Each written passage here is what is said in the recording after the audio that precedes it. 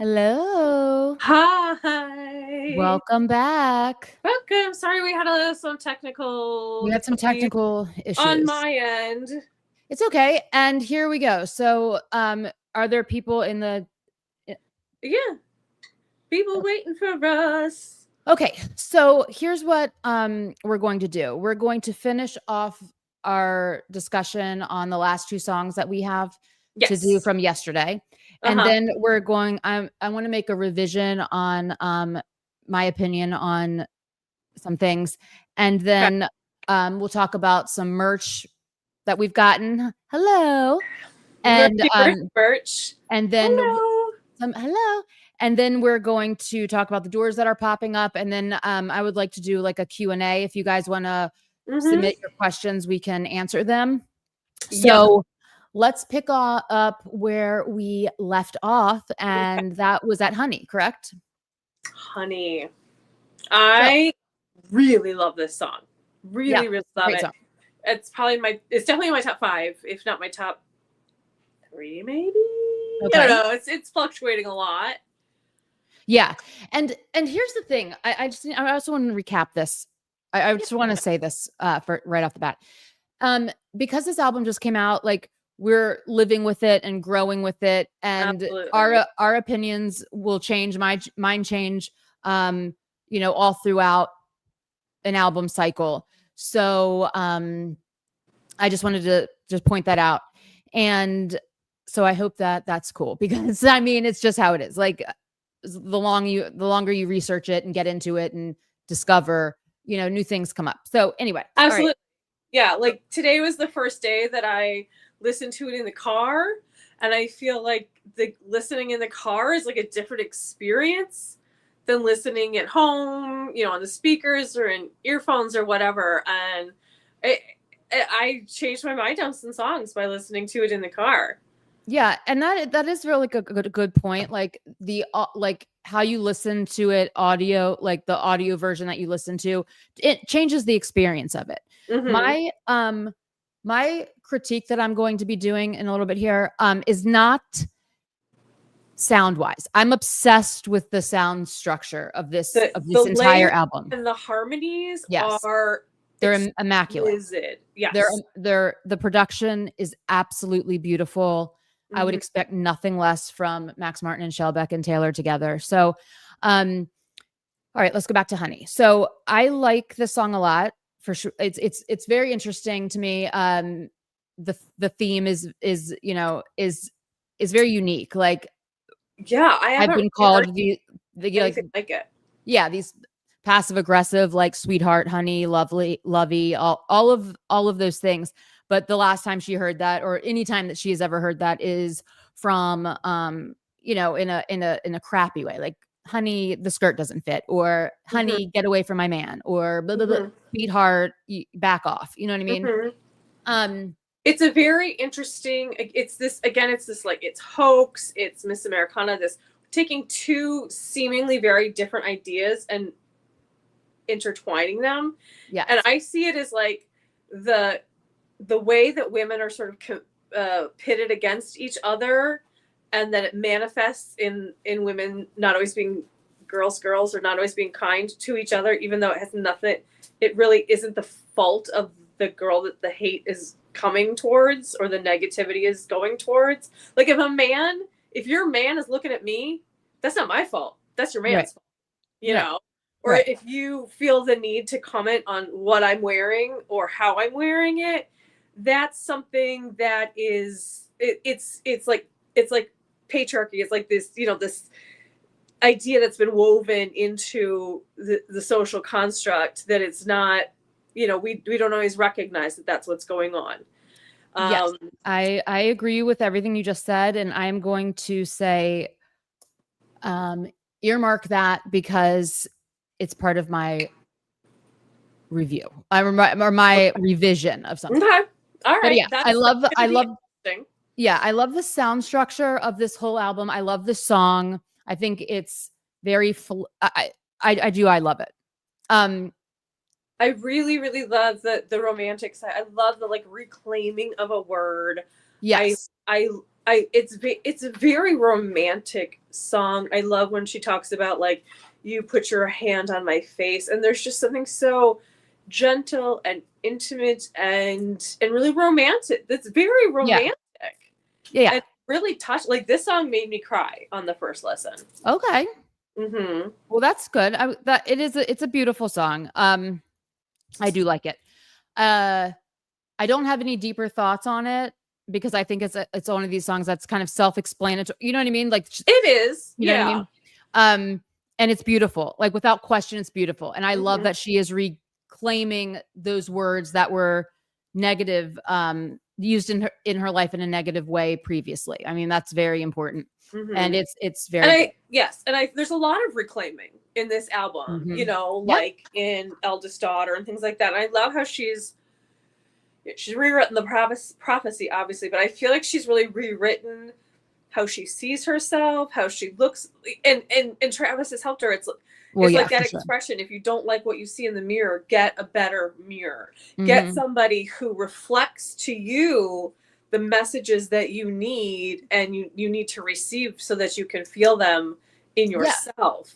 Absolutely. And I feel like she finally got the mirror that she needed to really feel comfortable, feel you know, not have the outside stuff be telling her what she should think about herself, and really owning what she believes about herself. Yeah, absolutely. And I think Travis has been a tremendous confidence booster for her in a million different ways. And a really good, like, stabilizer, you know, or just partner, you know what I mean, for her. So I'm very happy about that.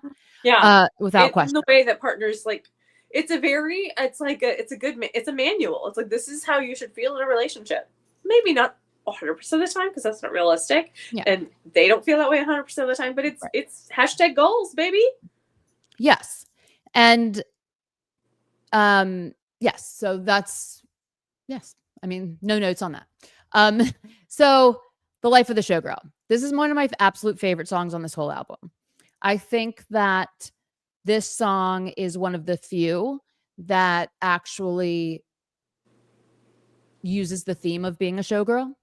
A behind the scenes. Yeah, it's kind of the only one that does. Yeah, look at the craft of being a showgirl. I think that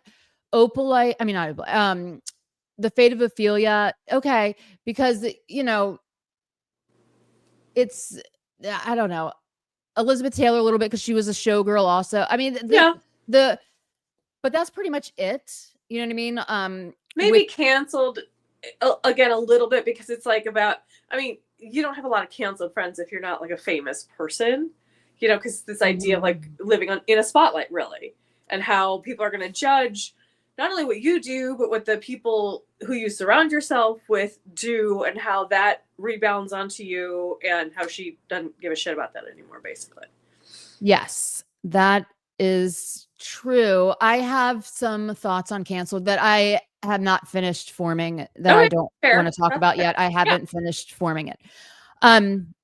Okay, so The Life of the Showgirl. I love this story. I think that their voices are absolutely gorgeous together. Their voices are beautiful, almost indistinguishable. Yeah, incredibly good job. I could not say enough about Taylor's voice in this album. It is impeccable. It is impeccable. The vocal layering, the choruses, the ad libs, all like beautifully placed. Absolutely excellent. I love the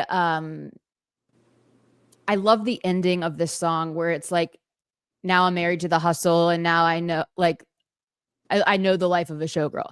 It's a full circle kind of situation. It's a very like country structure. It's a very classic early Taylor storytelling. It's a holiday house. It's this very circular, we start here, we tell a story. Yes. We have this like little flip of the script a little bit. We have a plot twist.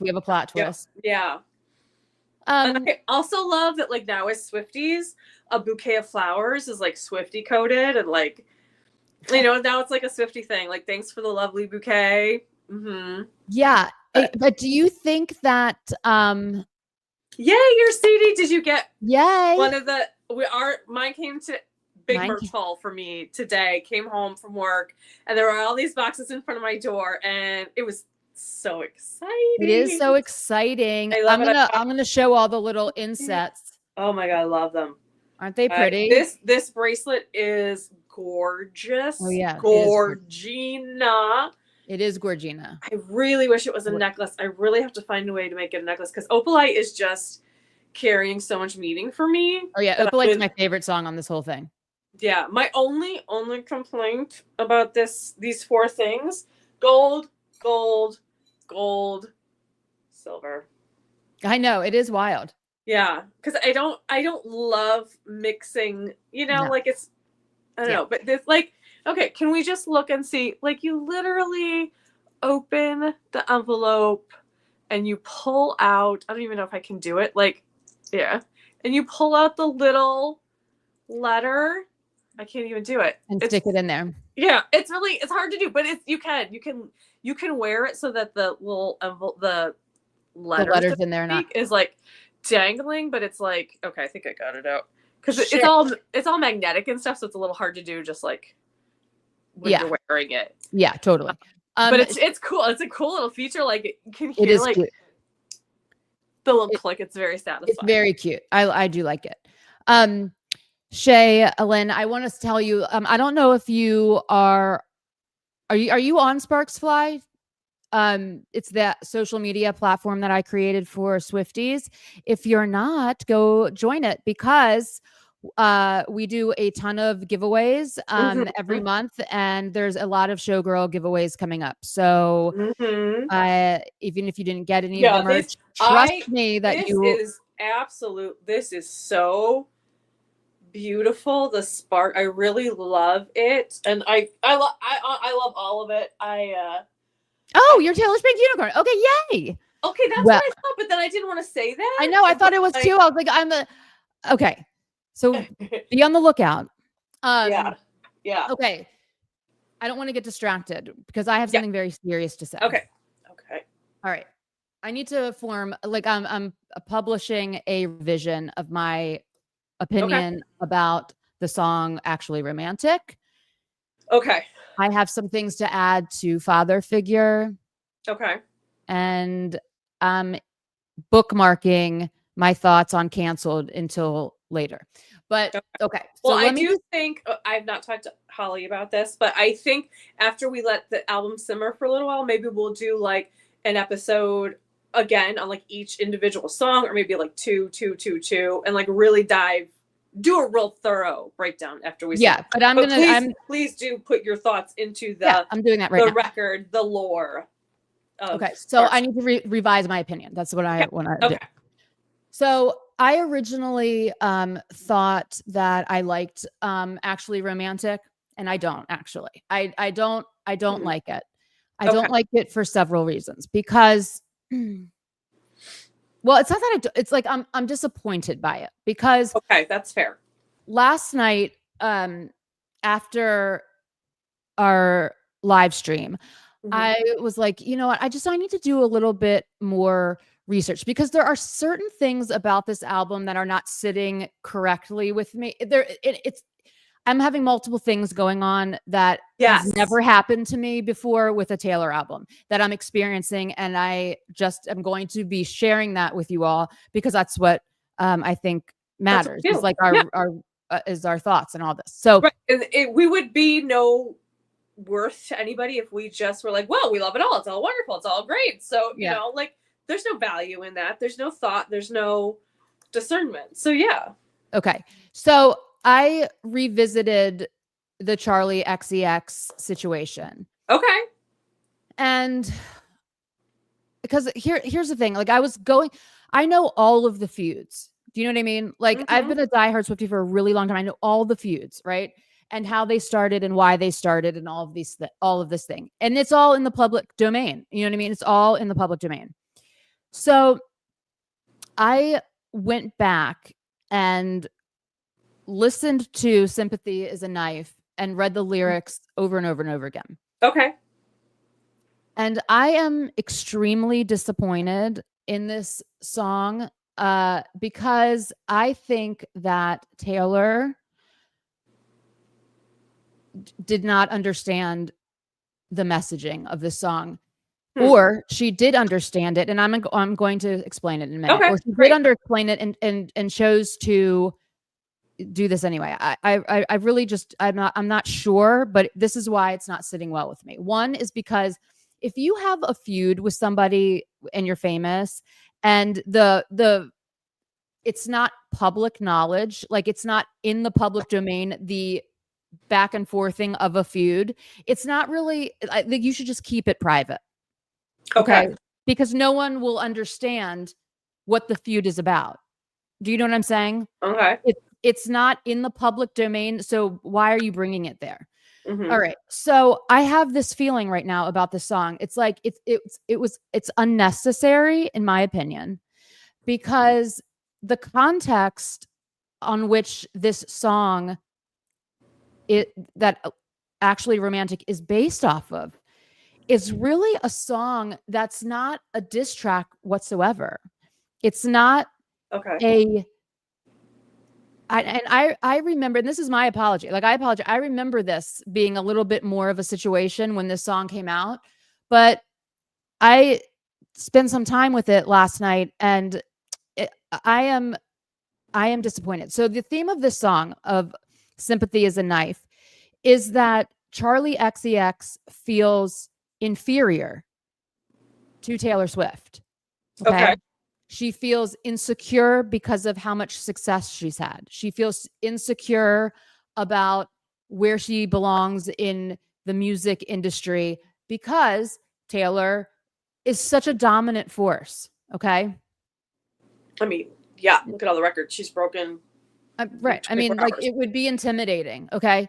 Yeah, absolutely. So Charlie XCX's boyfriend at the time was in the 1975. They have since gotten married. Okay. So that's the connection with Maddie Healy. Okay. So in this song, she goes through various, you know, I can't eat. Hold on. I'm going to bring it up. Hold on. Okay. Because it's like, I really want to talk about this because I'm highly disappointed. Okay. So she says that this one girl taps my insecurities. I don't know if it's real or if I'm spiraling. And then she talks about how she tells her boyfriend about it, and he says, I'm just being paranoid, says he just doesn't see it. I think he's so naive. I'm embarrassed to have it, but I need sympathy. And then it goes, because I couldn't even be her if I tried. I'm opposite. I'm on the other side. I feel all these feelings I can't control. Oh no, don't know why. All this sympathy is just a knife. And, you know, she goes on and on and on. Then she says, I don't want to see her backstage at my boyfriend's show. Fingers crossed behind my back, they break up quick. So she's referring to her and Maddie Healy. Okay. When Taylor and her was right. But not in a bad way. That's like, I want them to break up because I'm being that girl. It's more like I'm so threatened. I feel so inferior that when she's around, it affects me because I'm trying to be a musician also. And like, it's just hard for me. I'm insecure. Okay. So then she says in this part, and this is the part that really just gets me. Okay. Why I want to buy a gun, ? Why I want to shoot myself, ? Volatile at war with my dialogue. I'd say that there was a God if they could stop this. Wow. Okay. So what we're dealing with here is some extreme feelings of low self-worth. Then I went back and I read some interviews with Charlie, and she talks about it like I just get really insecure. I have a lot of anxiety issues. I have, like, it's very difficult when, somebody in your husband's band is dating the biggest star that's ever lived. I mean, let's just be real about it. I mean, that's a very good point. And this song is about it. This song is for Charlie. Okay, this is not a diss track. This isn't a diss track to Talor. Okay, and so I'm having a problem with the fact that Actually Romantic is a scathing diss track in response. Can I ask, since neither of us are incredibly familiar with Charlie's music, is it possible there's another song that is a diss track? Hold on, what is it? No. Do we know for sure that it's Charlie XCX? Because I had no idea about the feud. And when I first heard it, I really thought it's... Oh. Yeah. Well, that's interesting. That's interesting that you say that, because I think he comes up a little bit in a different song. But no, I think that this is a direct reference to Charlie XCX, because she's talking about Taylor's twisting the words here of like, she doesn't want to see my face, you know, like it will make you sick to see my face. She does say, it says that in a song. That's why I'm curious. Is that in the Sympathy is a Knife, or maybe there's another song? I went through a few. There's a few songs, but none of them are diss tracks. They are that's very interesting. They're very much like, I'm feeling really insecure, and this person's like massive fame. Okay, and like Charlie XCX also opened for the Reputation tour. Okay, she was the opening artist of the Reputation. I did not know that. Okay. And well, I mean, I knew it. I just didn't remember it. I didn't connect it. There has been like, you know, she said, oh, you know, it was really hard, like playing in those stadiums and realizing like I will never play in a venue like this big. And that was like from back then. Like she has a lot of, you know, which I would think is totally normal insecurities. Yeah. When you're comparing pop artists. Okay. Tortured Poets Department comes out during the Brat summer situation. And the day it comes out, Charlie tweets, "Sympathy is a knife," because you know that people are saying, well, your album's really good too.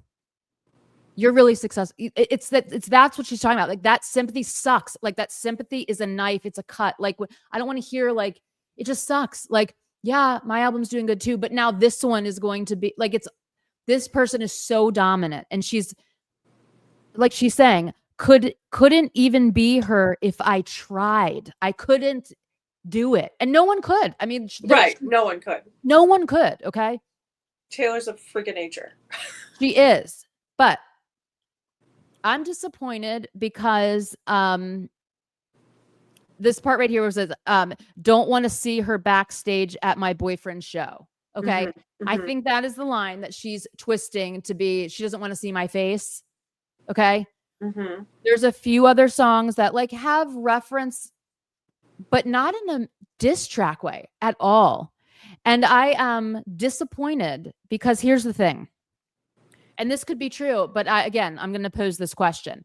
If there's a lot of drama going on behind the scenes that the public is not aware of with these two, which 100%, what? Is definitely possible. 100% possible.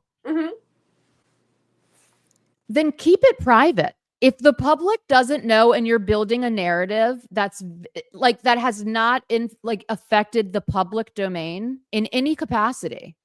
And the only thing that we know is that Charlie SEX is really insecure about your success and gets real anxiety and like depressed and has like some, you know, mental health issues going on. Talking about this gun situation in the song, like that's depression. And she's openly talked about these things. I think it's kind of shitty, to be honest with you. For the most powerful woman on the planet, the most powerful person in music, to take this opportunity after the biggest tour of all time, billionaire status woman, take this opportunity and go back into something that happened a year and a half ago in a tweet that the reference is not even a diss, and write a scathing diss track that will only, this is what it's going to do. Like, it's going to cause feuding with fan bases. It's also like, how is Charlie going to respond to, like, really, she can't that's what we respond to it, and this could be career ending. And she was just saying that she was insecure. Like, I spent a lot of time on this last night and like thinking about it, because there was something about this that after we were finished our live yesterday, I'm like, I can't place where the feud started, and that bothers me, because it's usually something in public that's like becomes something that the public can form an opinion on, and then that's why narratives are built on each side of things. When there's like, if this is all behind the scenes, keep it back there. You are I feel like this is punching down. I feel like this is a punch down song, and I don't feel good about it. I'll just be honest with you guys. I don't feel good about it. I just got to, like, maybe I'll change, but like, I don't think so, because unless there's like some proof of like, this is not just Charlie. Okay, who cares? And here's the other things. Like, who cares if she's friends with Maddie Healy? She's married to a guy in the band. They're going to be hanging out. Right. Okay. If she talked shit about Talor, but not publicly, again, it's private. And I don't like, Talor can be unbothered by it. Like, then be unbothered, Talor. Like, you are like quite literally the most successful, super powerful person. Like, this is a power dynamic I don't appreciate, because it's like, I don't feel good about the fact that there is the time. I can't find the meat that would deserve this type of accusing her of being a drug addict, belittling her in this song, when really Charlie's just saying, I'm super insecure. It's adding to the belittling. Yeah. And I don't like it. I don't like that. I do not like that. I don't like that. And I'm disappointed I'm disappointed with that, because Taylor's better than this. I'm just going to say it. Taylor's better than this. And this is a punching down scenario that I'm shocked, to be honest with you. I'm shocked that this made it onto the album, the more I think about it, because now we have this that's going around viral. We have an artist that's super insecure. We have an unprovoked feud. And I mean, like, nothing has happened publicly with Charlie XCX and Talor for a long time. And the only thing that actually did happen was the sympathy is a knife. Okay. I hear what you're saying, and I valid, incredibly valid. I will say that, I need to like sit with that for a little bit. And my first instinct was to say, well, I mean, maybe it's not. I think some of it's about her. Maybe it's not all about her, but I think your point is bigger than that. The fact that we don't know I mean, if you're going to write a very like father figure, we know who that's about. Some people don't quite understand it, but we know who it's about, right? So if you're going to do that, and you're going to basically put someone in that position, you should make it pretty clear who it's about. Well, and the whole world already know. Like, it's obvious that it's about Charlie XCX, in my opinion. It's obvious to me. Like, I don't. I mean, I don't know anything about the Charlie. I don't know anything about her, really, except for Brat and like the Lollapalooza thing. That's really all I know.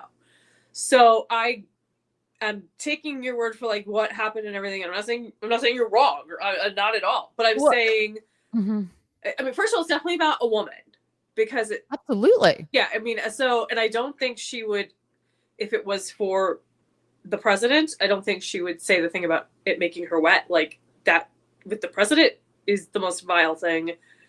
I can't even stomach that. I can't. I mean, even in the way that she turned it around, Yeah. Lord help me.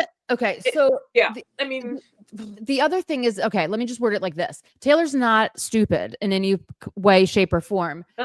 So when she wants something to be vague, it's vague. And when it's not, it's not. And this is not vague, and that is why the whole world knows that it's about Charlie XCX. She wouldn't take the chance if it wasn't. Yeah.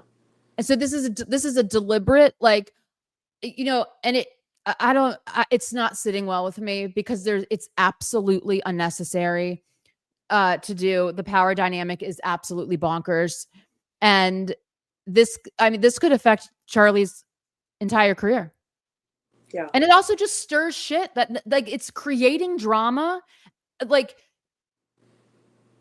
okay, it's creating drama. And I just need to link this to some other things. I think I know where you're going to go. What? Well, I think you're going to make a comparison to Snakegate, really. Well, I mean, it was essentially done to her, and now she's turning around and doing it to somebody else. When the person is just saying, I'm deeply envious and jealous of your career, and it makes me super insecure. That is not a diss.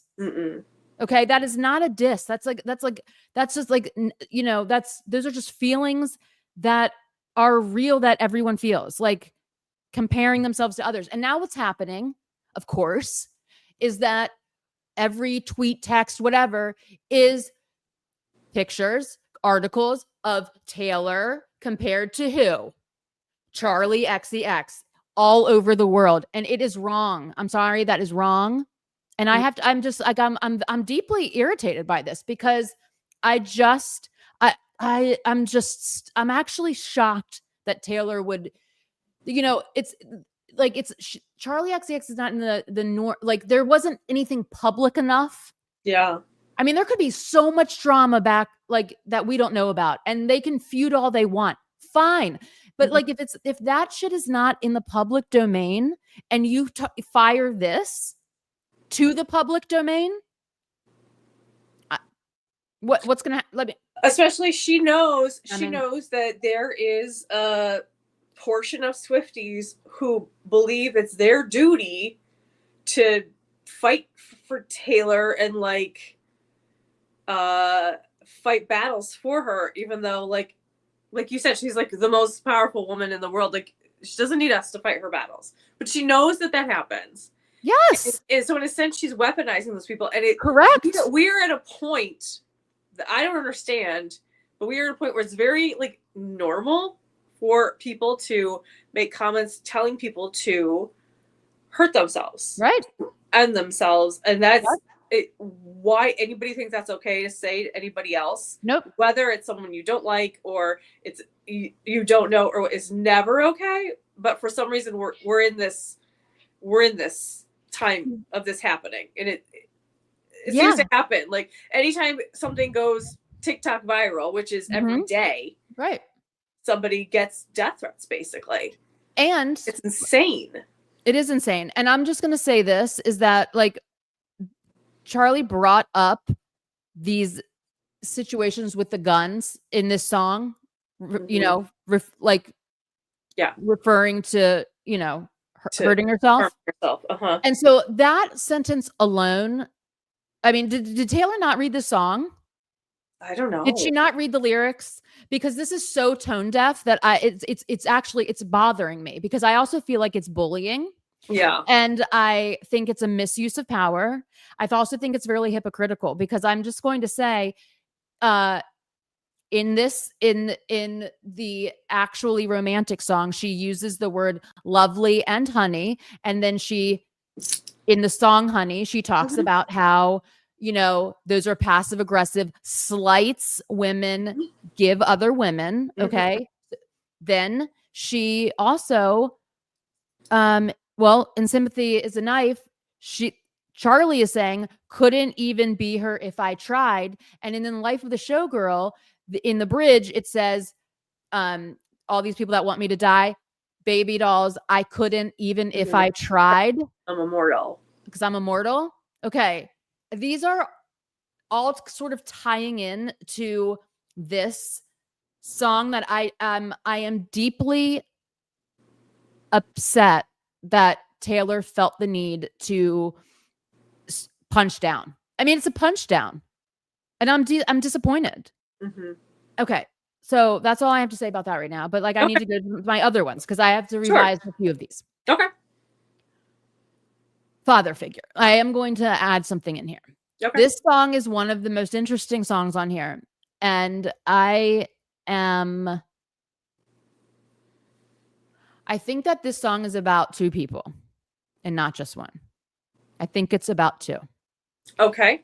And I've listened to this, and I'm just going to throw this out there for you all just to mull this over and get back to me on what you think, okay?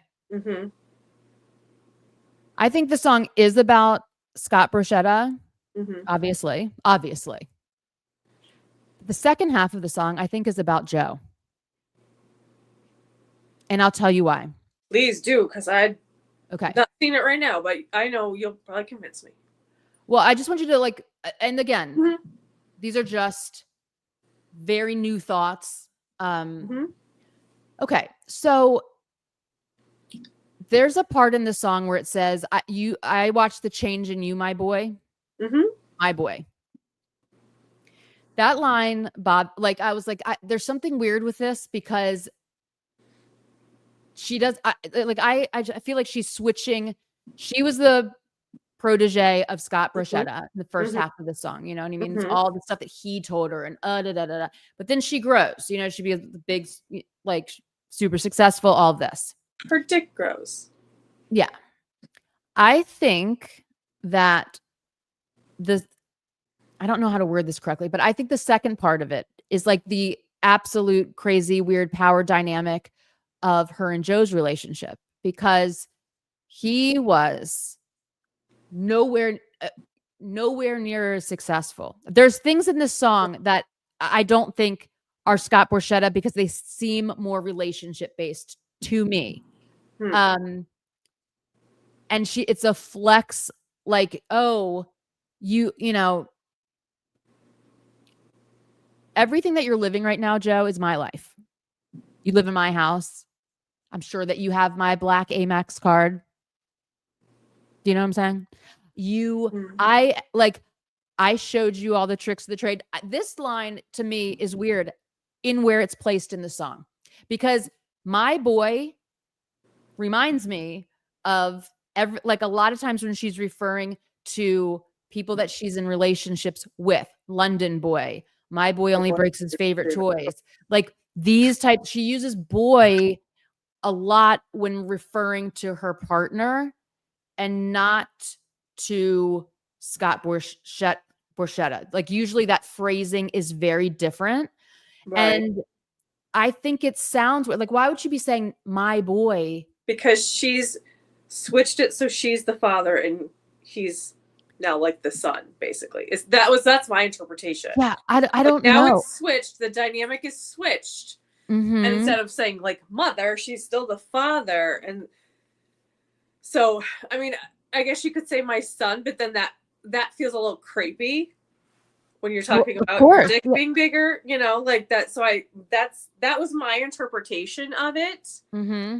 And I want you to listen to it. The next time you listen to it, I want you just to go, oh, wait, is this? Because I feel like when she gets to my boy, that part right there, and this whole part, hold on, I need to bring it up. This whole part that's like, hold on. It sounds like he okay, you had to let me go so you could fulfill your dreams. Like that part. Do you know what I'm talking about? Yeah. But again, I can see how that would be about Scott. Okay. Like you had to cut me, do the thing you said you'd never do so that you could get all this money and go whatever his dream was. I don't know, because I don't know enough about the man. But you decided that was more important to you than the relationship you built with me and with my family and anybody else. I think that this is a dual message. I really do. I think it is. That wouldn't be different. That would. That's very different. but like, I think that I saw the change in you, my dear boy. They don't make loyalty like they used to. Your thoughtless ambition sparked the ignition on foolish decisions that led to misguided visions, that to fulfill your dreams, you had to get rid of me, right? I think that this part is about Joe. I think it's like, for him, I think he was living in the shadow of her forever. And I think this is why they broke up. I do. Like, you had to go be away from me to like not be in my shadow anymore. But you made some missteps here. And this is the part, like, whose portraits on your mantle? Who covered up your scandals? See, like, I think that is Joe coded. I do. Oh. Mistake my kindness for weakness and find your card canceled. That, I feel like that is also like a power move, like, to a partner. I do. And I mean, I'm sorry, but I do. And then this empire belongs to me, you know? And I mean, you can disagree. Like, I don't. Yeah, I don't care. Of course. But like I think the portrait on the mantle, I see that as, like, you would not have like your ex-girlfriend's portrait on the mantle, but if you still wanted the cachet of being the person who brought Taylor Swift from debut to, you know, reputation, you would probably still keep the pictures of the two of you in your house. You would still drop her name. You would still introduce yourself as like, hi, I'm Taylor Swift's former manager, you know? Right, and then like, Joe would be like, I'm Taylor Swift's ex-boyfriend. I don't think so. I guarantee you he'd name drop. Well, I mean, he doesn't even need to. The whole world knows.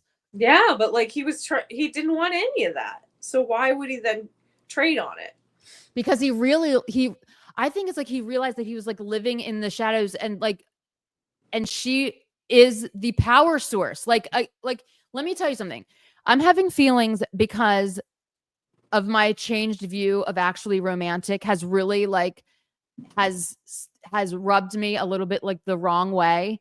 And I am feeling like there's a lot of power dynamic that we need to explore further on this album, because I don't think it's as simple, because we have to remember, like, when it's dawned on me, like, she's one of the most influential people that's ever lived. She is an endlessly powerful person.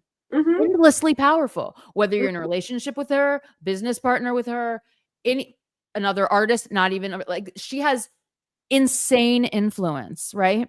She can make people's, like, she could probably get Joe auditions. She probably did get him like work because of the, like, I mean, there's a lot of things that she could be like, I am the, you know how, okay.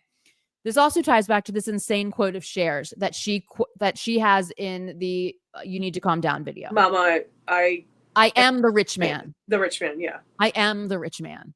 Okay. This is father figure. I feel like is also like, she's like, I am the rich. That's me. Just because I'm a woman, but it's also me. Like, I'm in control of all of this. All of this is mine. All of it. The houses that you're living in, the you know, American Express black cards that fund everyone's life here. And I make all the decisions.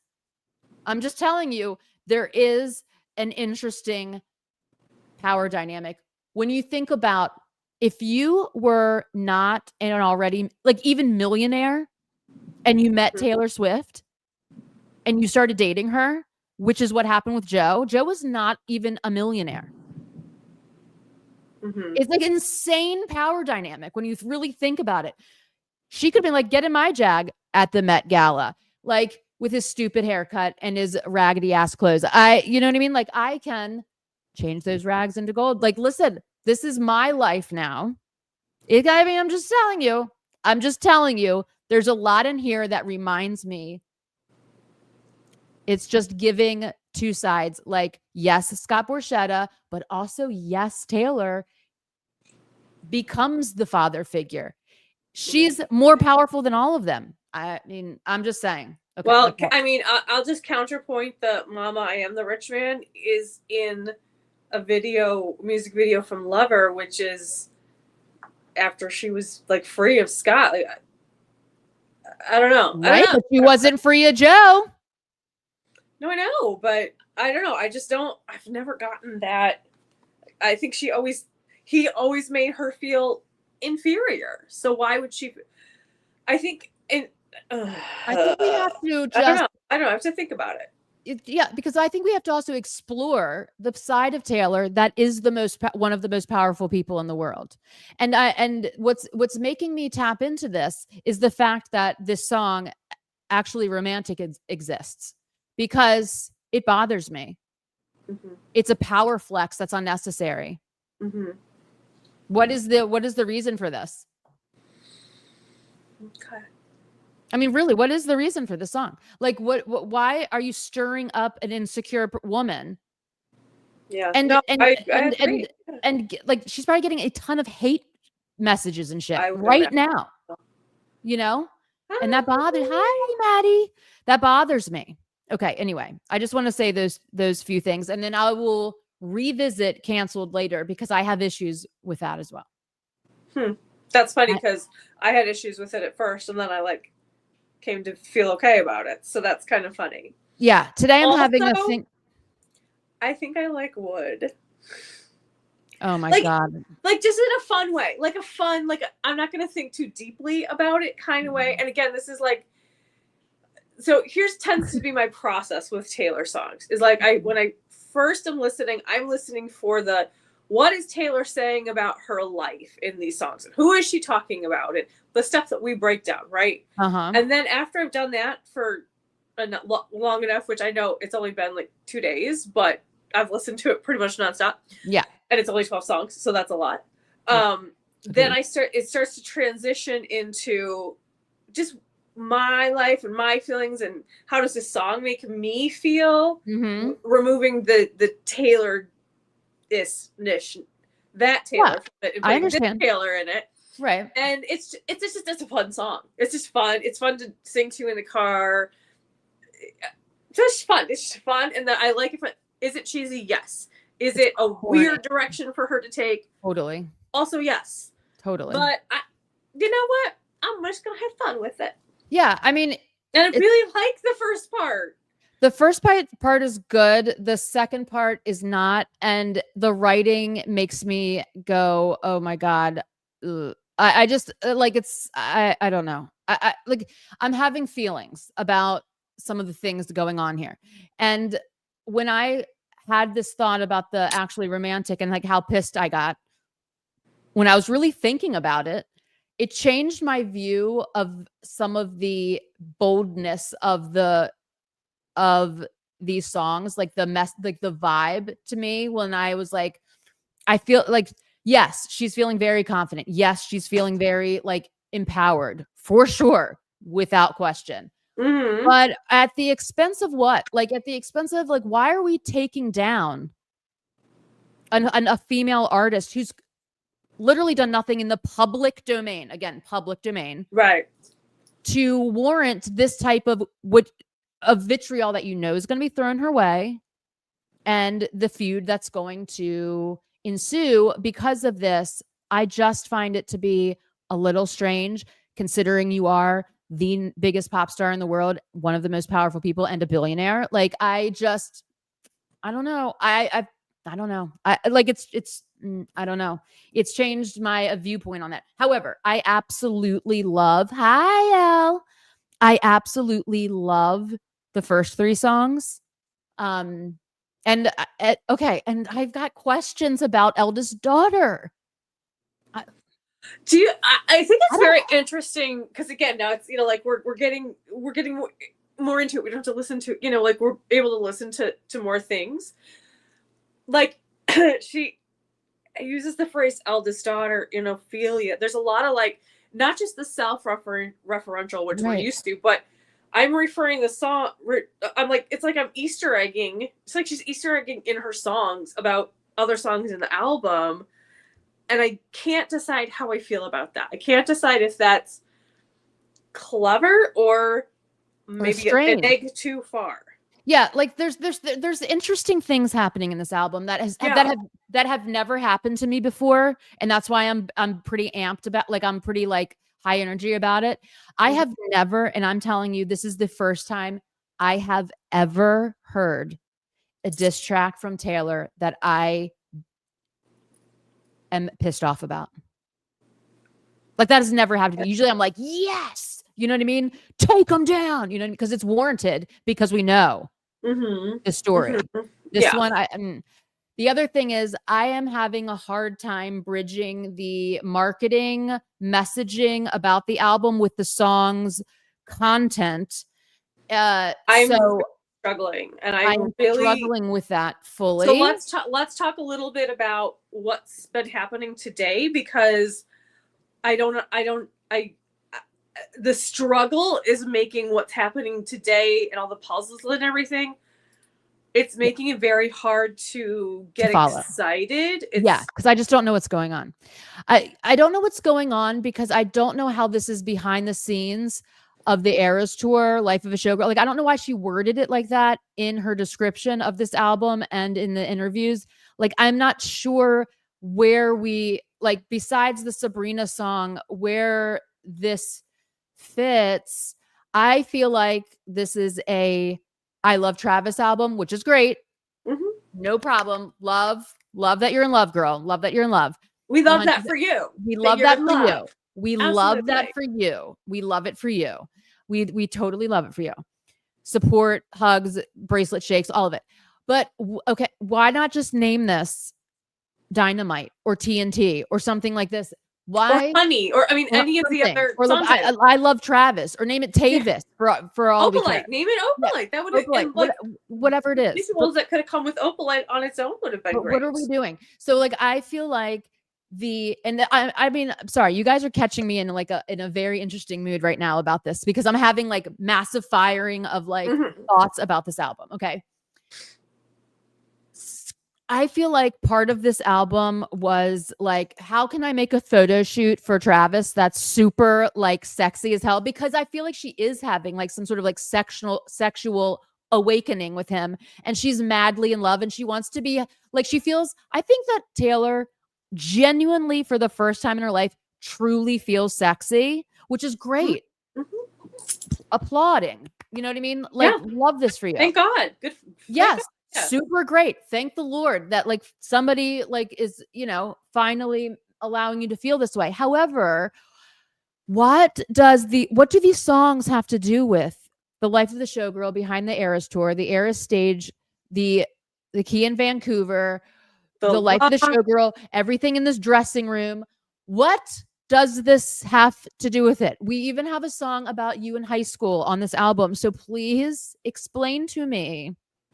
And I mean, seriously, somebody explain to me. Like, comment your thoughts.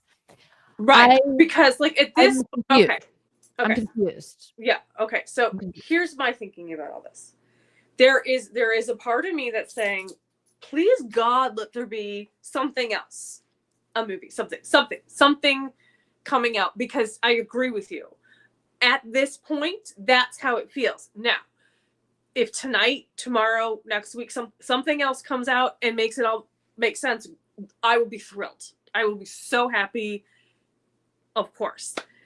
Here's my concern. We are having these gigantic big buildups, much like the glitter progress bar, for nothing. Like, I'm pretty sure all this thing with, there are doors, if you're unaware, if you actually did something today, which, you know, I tried to, and then came home to all this madness. There are these projections of orange doors in like 12 cities all over the world. That started with like thing on Google, and there's all these, a million puzzles, and the doors have QR codes. And then you go to the QR code and it's got this like unbelievable movie. Like, it looks like AI, but maybe it's not, I don't know. But it's like, and there's all these like, you know, there's butterflies and there's snakes and there's this from the karma and there's the mountain and there's this and there's letters in the videos. And so then you put okay, so let me just tell you, as of us going live, it is looking like, so far we have like this is and the and like a B-U-T or you and like B-U-T, like it's looking like it's gonna be like, this is not me saying this. This is like people This who is about or something, or this is this is the YouTube exclusive. Are you kidding me? I'm not kidding you. I am not kidding you. Are you kidding? That's like drink your Ovaltine from. Do you know? Oh my god!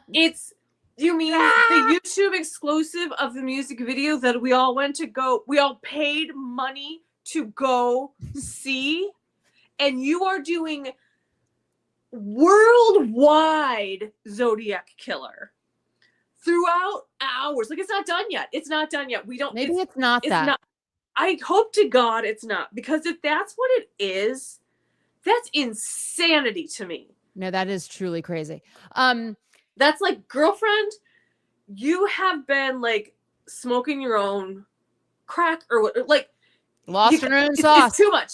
It's too you flew too close to the sun with this one, and girl boss too close to the sun. Yeah, exactly. Your and girl boss too close to the sun. People are going to turn against her.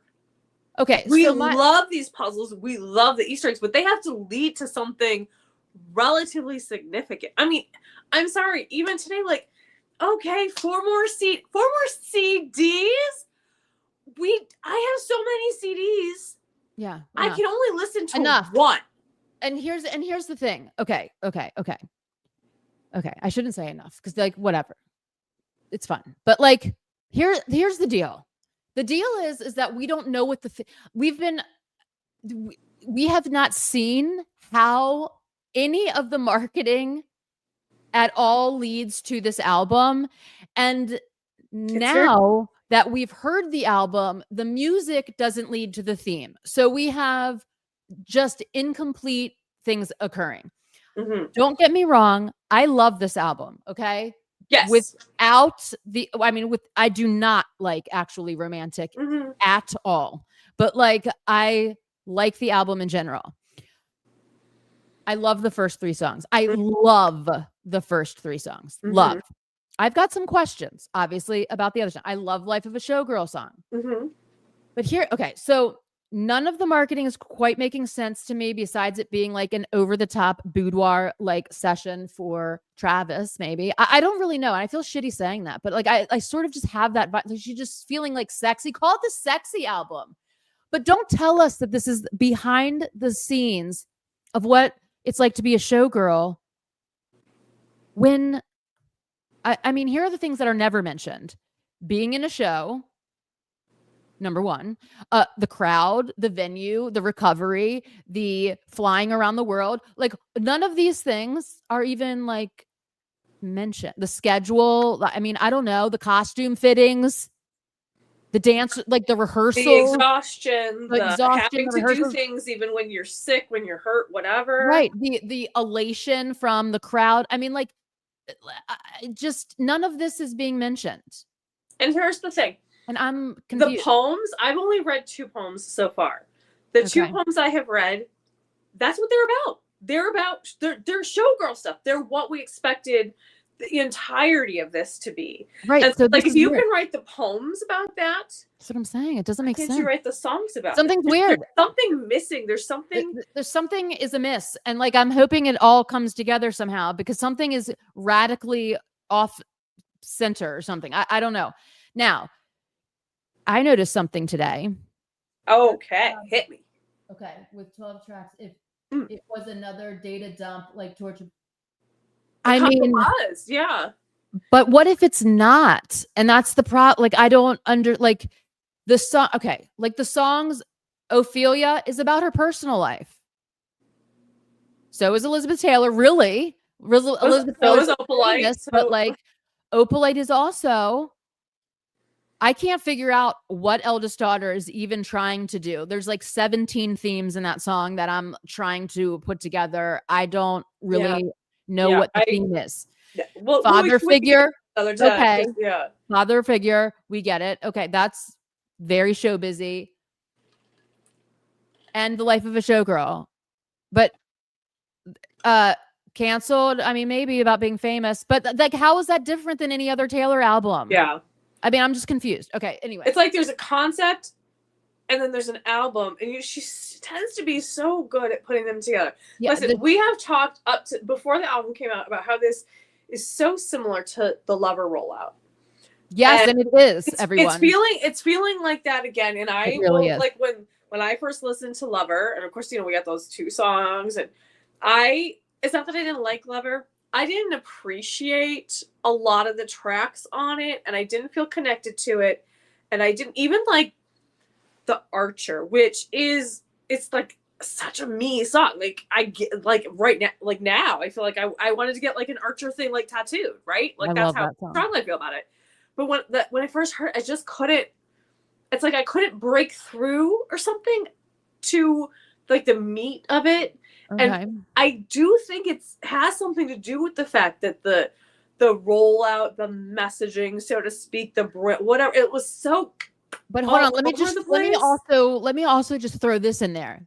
The other similarity from Lover to this is that they were both albums written when she was massively in love. Yes. And I think that unhinges our girl. Like, I think that she cannot, like, I don't know what happens, but like she gets wild. So there's that. All right. Now, let me just go into something that I noticed today. Okay, in the poem. Want to say one quick thing before you move on. I think that in years to come, 5 years from now, 10 years from now, I do think that maybe we will look back at this sort of like how we look back at Lover, and with some perspective, with some maybe more understanding of where she was or whatever when she wrote this. I don't know, but I don't know. I'm not sure, I'm trying to give it grace. Yeah, again, there are so many songs that I really like. But I love this album. Right. I do love it. I'm just confused. I'm confused and also loving at the same time. But Lover like came with the journals. It was very introspective. It was about her love life. It's called Lover. I mean, it like at least the themes, it was erratic, but the theme was actually on message. Her saying that this is about behind the scenes of the Eras tour and the life of a showgirl, and then it having nothing to do with it. I mean, do you know what I'm saying? I mean, maybe... I 100% agree with you. Absolutely. I'm just trying to like, it's the optimist in me that I'm always hoping for like the best, Yeah. I'm not trying to be a pessimist. Or no, like, I know you're not. I'm trying to say like, I 100% agree with you. We've talked about this on our own a little bit too. I absolutely 100% agree with you. There's just a part of me that like, I'm just confused. I just want to believe that she could make this work and make it connect. I want to believe. I want to know. She could. She can. She has the ability. I just don't know that she will. Yeah, I just don't know what's going to happen. But I still love Actually Run because it still all the haters. Okay. Yeah, and that's kind of what I was talking about. Like when you take the Taylor out of it, and you can like start to apply it to situations in your own life, or you connect to something that does change things. There are some Taylor songs you can't disconnect the Taylor from it. My problem is with Actually Romantic, and yes, like you can remove yourself from that, but like what I'm saying is the purpose of the song from Taylor's point of view to craft it, she knew that this would lead to that, and I am having complex feelings about that. Yeah. She like if it had not been like have the specific examples of things like that Charlie had said or done or whatever, and it was just like the chorus that I would absolutely agree with you there. And you really shouldn't hate people that are insecure around you because do you know what I'm saying? Like that's just it. I just feel like the song is a little bit bullying and I don't know. Like I'm not pleased. I think what Shay's saying and kind of what I was trying to say is like if it wasn't so obvious who it was about, if it wasn't just to my haters kind of a song, correct, I would have no problems at all with this. I would have no problems at all with it. I would love it if it was not targeted at somebody who really didn't do anything publicly that we know of to warrant like this is going to be a crushing blow to this person. I mean, it really is. All right. So The other Okay, thing. can I just say I have to leave in like 10 minutes. So okay, so we'll wrap. Well, let's do Q&As then. I mean, Yeah. I can stay on. Although, I mean, like, it doesn't. Do you guys want to do a Q&As, or do you want me to go into the weird things I found today? So you let me know. I kind of want to know the weird things. Okay, so I'll just do that really fast. The weird things that I found on all of the envelopes, there is the address 13 Ophelia Avenue, Nashville, Tennessee. Nashville, Tennessee. Did you look up the address and see if it exists? Yes, it does not exist. So okay, I find didn't that think so. I thought it was just made up. really weird, but like, why does she have that? And then she's doing this, like, all these cities. So I'm wondering, I'm just going to put this out there. Are these going to be the cities of a Showgirls tour? Just wondering. Interesting. Something to think about. It's, of course, anything is possible, right? But the cities, like, here's the only one that, like, Santa Monica, I don't think is big enough, and Beverly Grove, isn't that fairly? That's like adjacent to Beverly Hills, is it not? I don't even know. Yeah. I mean, I'd be thrilled because one of them is Chicago, so let's go. Yeah. But like, there's no Vegas on here. Like, that would be Where weird. is Vegas? Berlin, Barcelona, London, Nashville, Beverly Grove, Melbourne, New York, Paris. Oh, Las Vegas. I was just looking for Vegas, not Las Vegas. Listen, people, it's been a long couple days. I am completely running on adrenaline and like sequins at this point. So apologies for not being able to read. It's all good. The next thing. Okay. On the poems in the albums. You don't look dumb, Shay. We all do typos. It's fine. We understand. Shay, I can't spell to save my life. Yeah, no, it's fine. Inside the albums, the poems. Yes. They have these little tiny stars above certain words. Has anyone else noticed this? No, let's look. Oh no, I framed it, so I can't look at it. Damn. I knew I shouldn't have put it in a frame so fast. I don't know if you'll be able to. Shay, I think okay. You see that? Like the glitter. Yeah, it's glitter. It's just like there's glitter all over them, though. No, they're on really singular words, and like the second half has none, and then on the other one they're like directly above certain words. It's very weird. I know I saw it other places, but okay, maybe you're right. Okay. I'm not even gonna say maybe. I'm sure you're right because I can't even look at it. So it just looks like something Talor would do. Right. She would put the little star. They look like little asterisks. So maybe somebody should investigate some of those words. I don't know. That's what I'm thinking. Now, here's the next weird thing about this album. That has never happened to me with an album of Talor's. I don't know if this is happening to anyone else, but the crazy use of music that is clearly directly related to a different song that's not hers. Yeah, I mean, we brought a lot of those up. This is very weird, and it keeps happening. Like, it keeps happening. And I don't know if this is on purpose or not, but we have the Jackson 5, we have Stevie Wonder. The Actually Romantic is so strange to me because not only is it exactly Weezer's Beverly Hills, but it is exactly the Pixies' Where Is My Mind? And it is exactly it's those two. Okay. The Life of a Showgirl, exactly a Jonas Brothers song. That cool song. I think I know the only Joe Bro song I know I think is Waffle House. And I like it, but I don't know any other song. Play Cool and you'll go, oh my God. Okay. Also, one of the songs in The Greatest Showman. It's like, I can't think of the name of it, but like it sounds exactly like that song. Anyway, interesting, very strange. I don't know. I'm having this issue with that. Like, okay. Fair. Very fair to have that issue. It's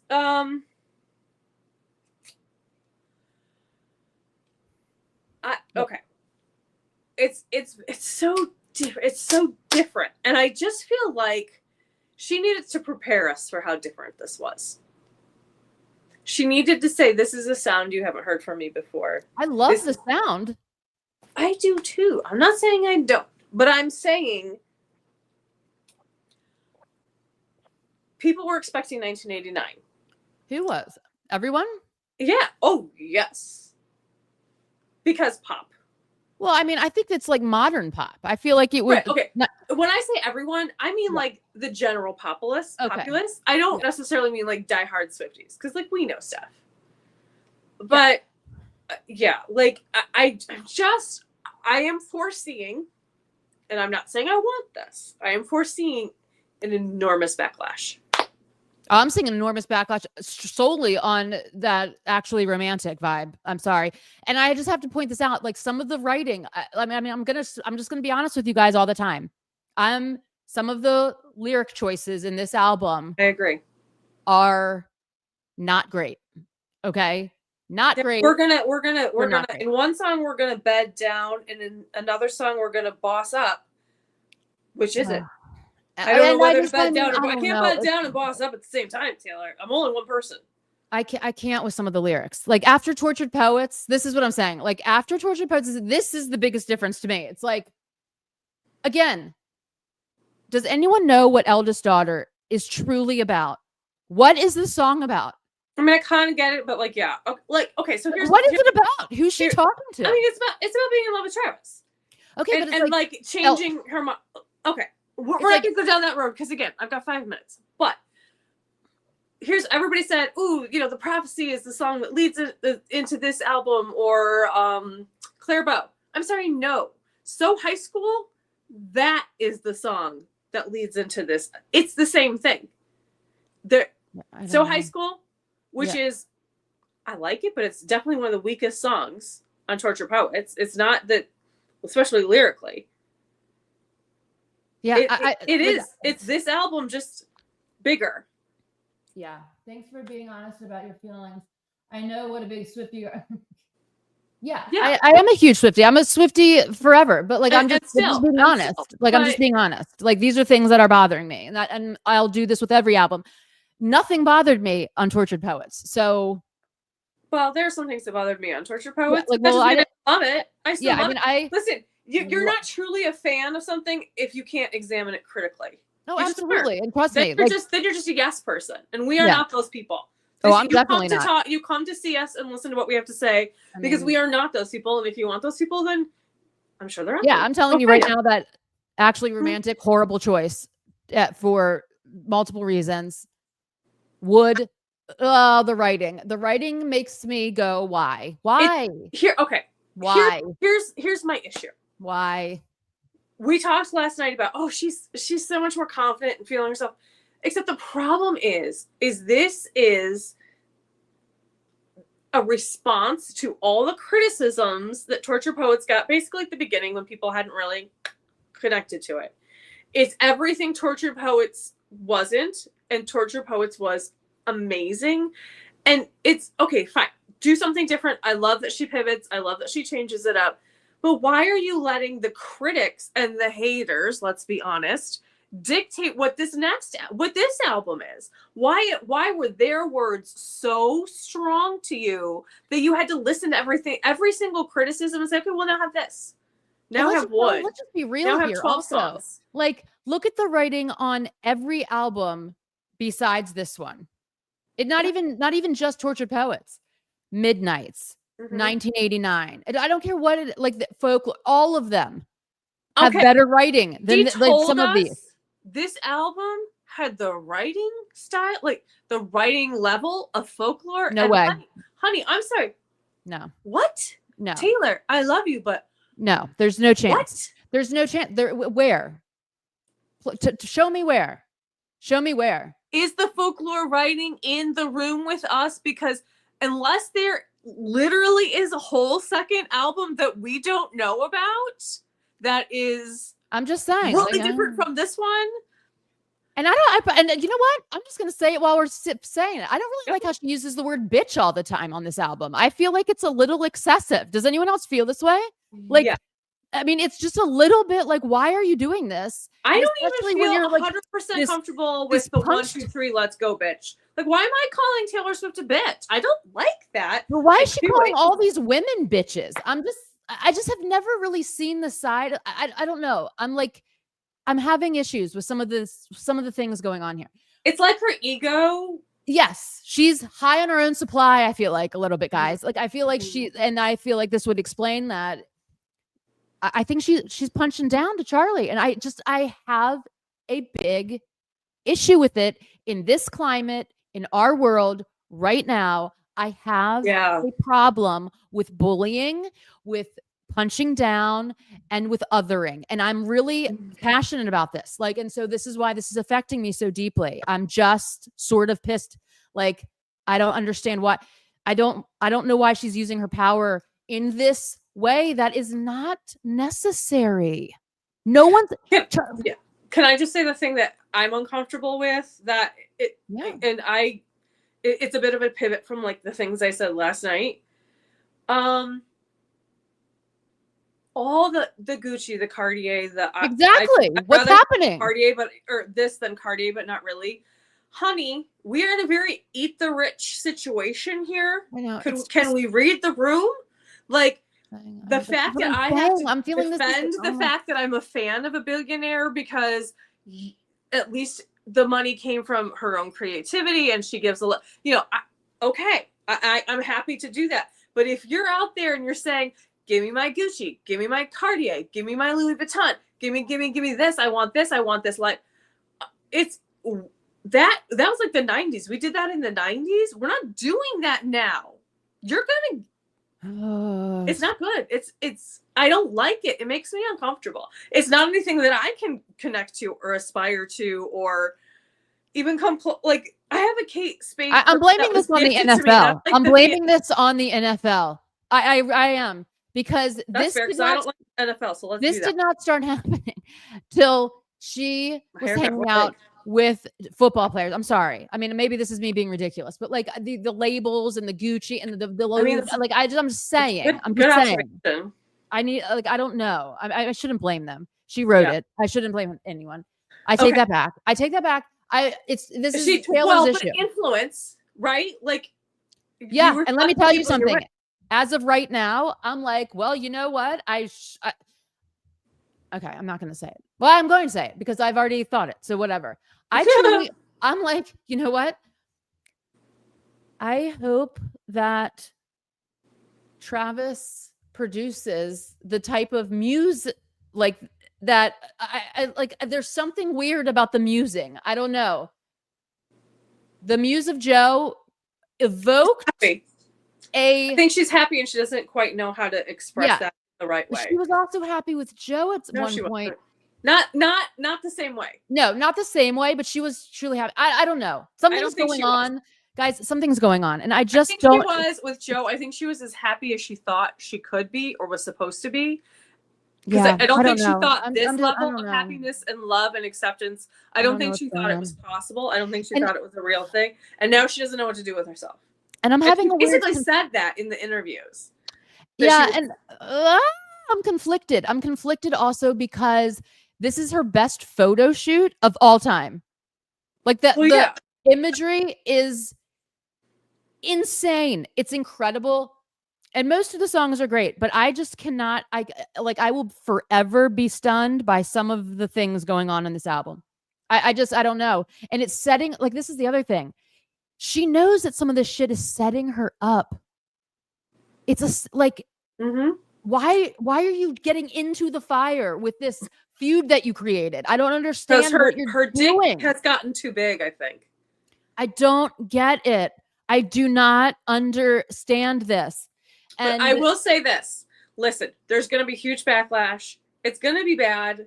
It is going to be bad. But then maybe be prepared, everyone. Maybe then we'll get a Reputation 2.0, and in 3 years from now, when she recovers from it, maybe the album that we get from it will make up for. I hope that Charlie's fan base but I haven't even gotten into my giant beef with the song Canceled. I'll save that for another day because it will be long, and I feel like it's very tone deaf for this climate. We are living in a different world where we have to be very sensitive and very aware of the absolute disgusting shit that's going on in our world that is othering people, that are hurting people, why I didn't like it at first. Like, I am having problems with some of this stuff because it's not the correct moment. I don't feel like for some of this shit, you know what I mean? Like I don't know.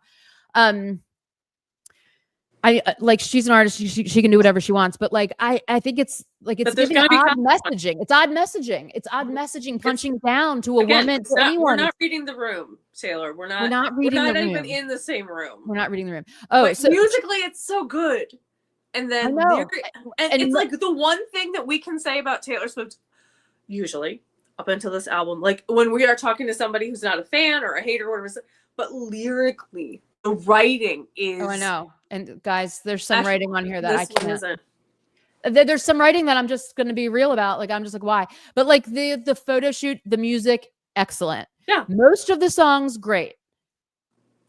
I am concerned about why does this song immediately make me think of another song? Like, Shaylin, you just thought are you referring to the Jonas Brothers Cool song? Because yeah, you're right. She is.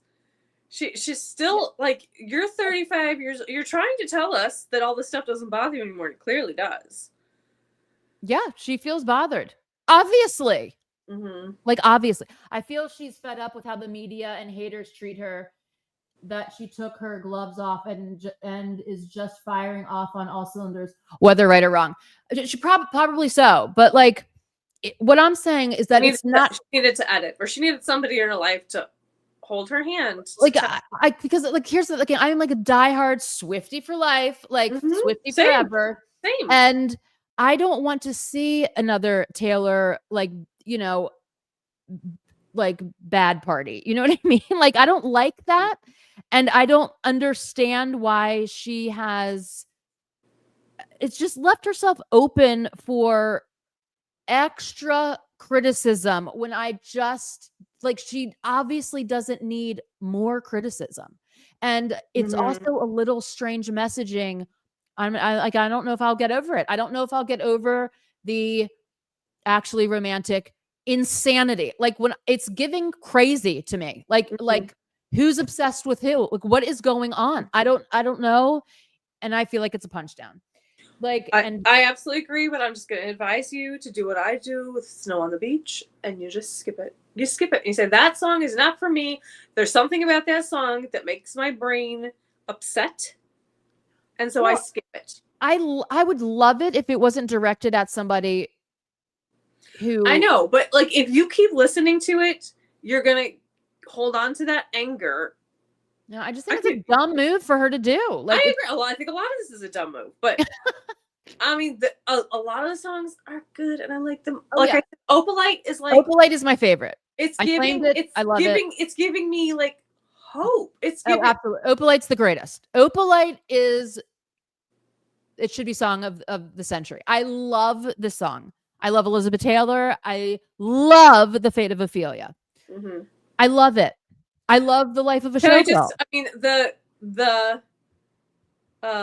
Keep It 100 on the Land, the Sea, the Sky. I pledge allegiance to your hands, your team, your vibes. Love. That couplet, or I guess maybe it's a chord. I get goosebumps every time. It is so, and it includes the stupid Keep It 100. I don't care. There's something about the pacing of it, like totally. I could live off just that part. Absolutely. It's exquisite. It's so good. And then you wrap around me like a whatever crown of vine. That triple. It's and perfect.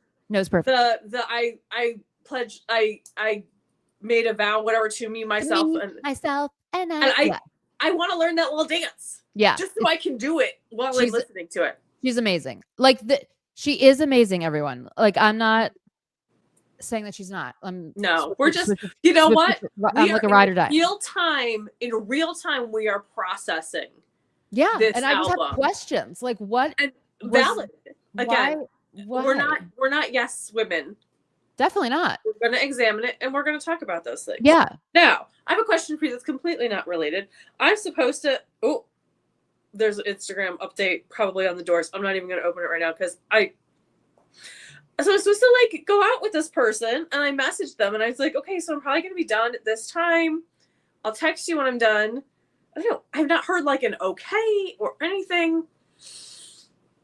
I just feel like, do I stay on the live until I hear from this person? It's a male person, in case that wasn't clear. I mean, we could say online. Do you guys have any questions? Like, do you want? Yeah, give us questions. I'm going to text him and see if he responds. What are your thoughts? We'll just keep talking. What are your thoughts on what we just what we've been talking about? What are your thoughts that we haven't even mentioned? What are your thoughts just in general? Do you have any questions that you want to talk about, or anything that you want to bring up? Like, let us know. How are you feeling about? Yeah, how are you feeling we've talked about? And yeah, do you agree with some of the stuff that we've brought up? Do you think we're wrong? We're ready to hear it if you think we're wrong. Yeah. I'm totally for it. Yeah, love it. What do you think? What do you think of the merch? What are we thinking? Ooh, I love this. I mean, God, this is freaking stunning. I do think it's plastic. Yeah. Do you think? Probably. Because this feels like metal. And these feel like metal. But this feels like plastic. Why is this the most beautiful thing? But it's like I wanted the little opalite to be a real opalite. And I get it. We didn't pay very much for these. Right. So I didn't, but because I want to like wear this until I die. Okay. I don't want it to be the cheapy one. This one could have been the cheapy one. Yeah, well, I mean, it feels tainted now. Oh, he's responding, people. Let's see. We can't get what we want all the time. We can't get what we want. Put it on your wish list. Does anyone have anything that they want to discuss at all? I like wish list. I do. Again, it's like fun. Yeah. I like wish list doesn't bother me. There's only 2 songs that truly bother me, and just the one big question mark song, which is Eldest Daughter, because I cannot figure out what direction that's supposed to be. We will break it down. I really, really think it would be fun, like in a week or two, to really a bad petty person because he loved cancel. You were like, woo! I really want after we settle in with the songs that we really like take the time to break down each song and talk about it. Listen, I love the messaging of Actually Romantic if it wasn't a smear hit. And then like Canceled, I have mostly hyper positive feelings about, because listen, I love Petty Taylor. Like Petty Taylor's my favorite Taylor. I love Petty Taylor. The thing that's happened, and I think it maybe just also be like our world climate right now is like really, everything is like whatever. But yeah, I don't like Wood. Wood could have easily not been on this album, and everyone would have survived. Period. I don't. It's like an ode to Travis. Why is that just like a song she recorded just for him? I don't know. It's just, oh my God. Can I just update the chat for a moment? Yeah. Oh, I'm not home, so probably not up for going out tonight. You could have told me that 2 hours ago. I mean, this was planned, basically. Like, I mean, I did give the caveat of like, well, I might be too tired, but like we talked about it earlier today. Like, what are we doing here? Yeah. Well, whatever. Block them. And this is not the first. The thing is, this is not the first strike. But anyway, I'm going to go too deeply into my personality. Shaylin says, I don't know. I feel like. Oh, okay, Shay, tell us what you've learned. There's more to the Charlie Essex because I've looked it up, some about it, and to me, it doesn't feel like it's unprovoked. Then please share, because I mean, I can't find anything besides the fact that she's really hyper insecure about Taylor. And okay, like even if she did say some shit to Maddie Healy, it's so minimal in my viewpoint of like Taylor's world and her being a billionaire and her like being one of the most powerful people ever. Like, why are you like, you're telling everyone to be unbothered, by the way. Also, like on this album, you have to be hugely bothered to write this song. Hugely bothered. Also, this is not about that, but it was something I was going to say earlier. Like, she is literally, I don't remember where, in the movie, in the interviews, whatever, has basically said, like, get off your phones. I highly recommend it. Girlfriend, we can't get off our phones there's something breaking every 10 minutes with you. I know. Every 10 How am I minutes. supposed to get off my phone and I know. make some Like, sourdough bread? we can't even get any sleep. You know what I mean? There's no rest for the Swifties. Teresa Lee said, I think it's interesting that some people imagined actually romantic about the president. But I mean, can you blame them?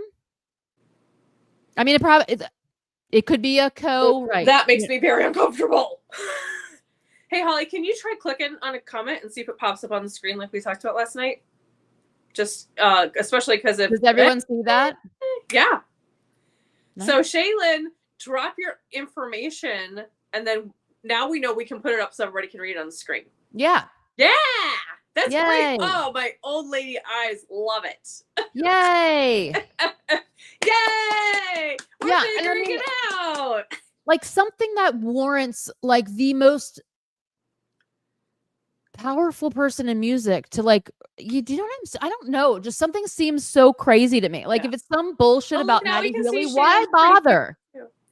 Yeah, no, I agree. It's, here's what it makes me think of. Like she did say, she's like, I'm not on my phone. Is she so far removed from like, then how does she even know about any of this shit happening? Yeah, like, and can we ask ourselves, is the song Wood in reference to that hilarious tweet from a long time ago about Ariana Grande's music and in Swifties? Do you know what I'm talking about? Here with this particular piece of lore. Hold on, this is so funny. Let me see if I can find it. But does anyone know what I'm talking about? Like how Swifties, when Ariana sings about sex and doesn't write it, like he stuck his long wood into my redwood forest and let the sap ferment my roots. Do you remember this? Funny. Do you remember this? No, I don't. Anyone else? No. It was from like 2021. This was a while ago. But that's still undercover. But yeah, so she's chronically online if she knows about this. Well, that doesn't necessarily mean she's chronically online. It means there's somebody in her life who shows her certain things. Doesn't mean that she's found them herself. So maybe that person, her brother, whoever runs Tane, whomstever, Abigail, is filtering things. And I'm not blaming that person. Maybe Taylor has said, I want to read these things. I don't want to, or I want to know about these things. I don't want to know about these. Maybe that's what's good for her mental health. Great. We want her to protect her mental health. Definitely. But not if it's skewing her so much that, again, she's not reading.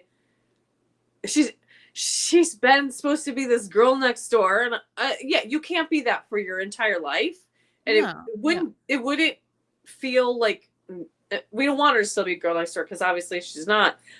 But like, it's such a hard pivot. Yeah. Yeah. It is. She's gonna come out wearing like, is she gonna have like, the diamonds on her teeth and stuff? Like, what's gonna happen next? Well, all I'm saying is like she has become the most powerful woman. You know what I mean? She's as influential as she's talking about in that father figure song. You know what I mean? She can make or break people in a second. She can. And so it's like, when we think about the songs that are crushing, scathing disses, everyone's deserved it. Oh yeah. And there's no question. Like the documented proof is there. All right, hold on. People on TikTok have said that actually remarks about Charlie were warranted. And I think this is something I'd have to research on. Okay. Well, yeah. Research. Like I've done some research. And I've looked back through like some of her songs that, and then the Sympathy is a Knife song. And I just I don't feel like the power dynamic, even if Charlie XCX was like, Taylor Swift sucks. And like, I'm glad that Maddie Healy and her broke up. Honestly, does that warrant an entire song about this person and a giant smear campaign when you are literally the most powerful person in music? I'm just wondering, does it do that? Or what can you remain unbothered by? Like You know what I'm saying? I'm not telling her not to stick up for herself. I don't want to come off as that. That's not what I'm doing. No, I think you've made yourself very clear. I think it's Yeah. I understand the distinction you're making. Yeah, it's just, it strikes me as odd at this Mhm. point. Like a little bit odd. Mm-hmm. I mean, if this was a Kanye diss, totally would get it. If this was a Scott, Scooter, Kim Kardashian, Katy Perry, John Mayer, like Jake, Joe, both of them, any of it, Calvin diss, totally get it. Mm-hmm. Media diss, totally get it. Maddie Healy diss, totally get it. But like some, like, I don't know, like to me, it just seems like unnecessary. I don't know. Yeah, exactly. Like, right. It seems odd not knowing the story in advance. That's what I'm saying. It's like, what is the story here? Mm-hmm. Right.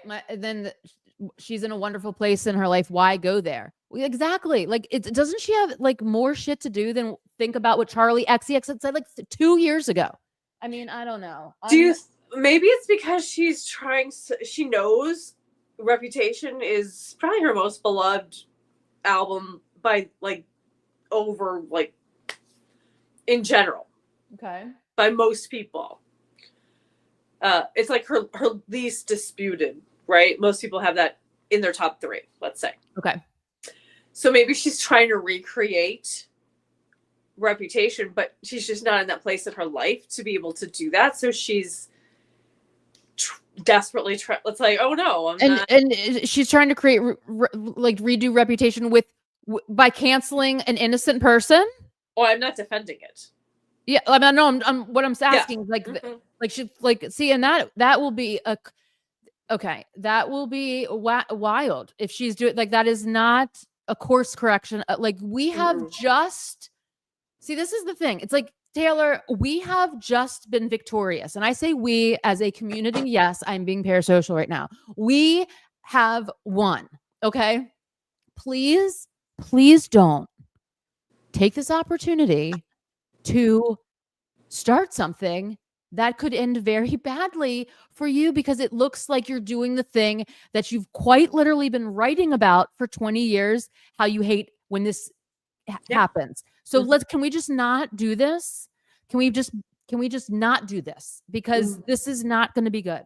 It's just not going to be good. And what's the defense going to be? I mean, she's literally stepping on someone else's gown. She is. I know, guys. I know. This is my problem. I lost sleep over this. Aww. I'm not joking. I like literally lost sleep over this because I'm disturbed by it and I don't understand it. And if somebody can please give me the notes, if I'm not finding them, on what this feud is about, because I have researched and I can't find anything that warrants this. I hope that's not the case because oh wait, I forgot. I can put this up here.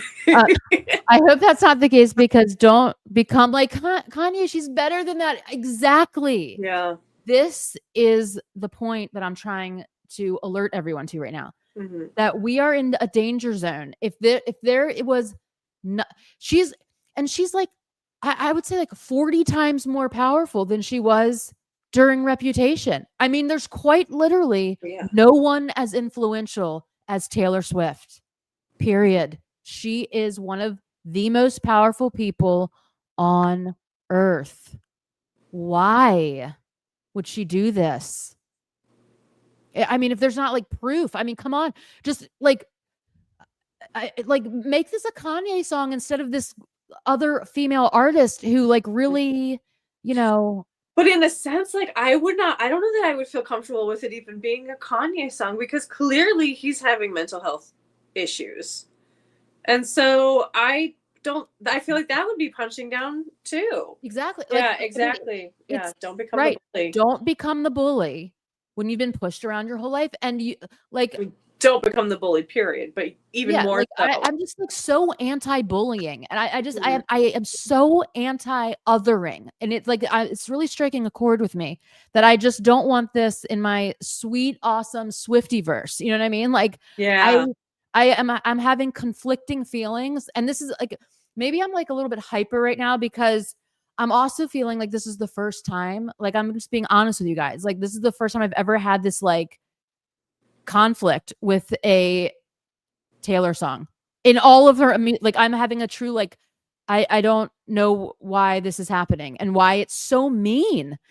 It is quite literally very mean. Yeah.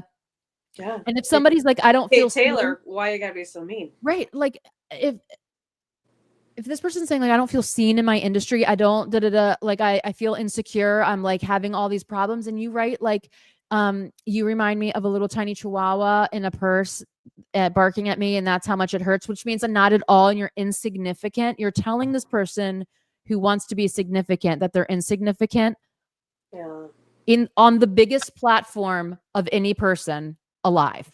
So I just, and if this is some pettiness in some kind of like twice removed way from Maddie Healy, then I like it's even more of like a get over it. Like, why would you want the cigarette butt back? You know what I mean? Exactly. Especially because in this song, Sympathy is a Knife, she mentioned self-harm. And that was my big red flag on that. I was like, you know what? This is not a diss. It's a letter to herself about like, why am I so insecure? Like I feel really shitty about myself.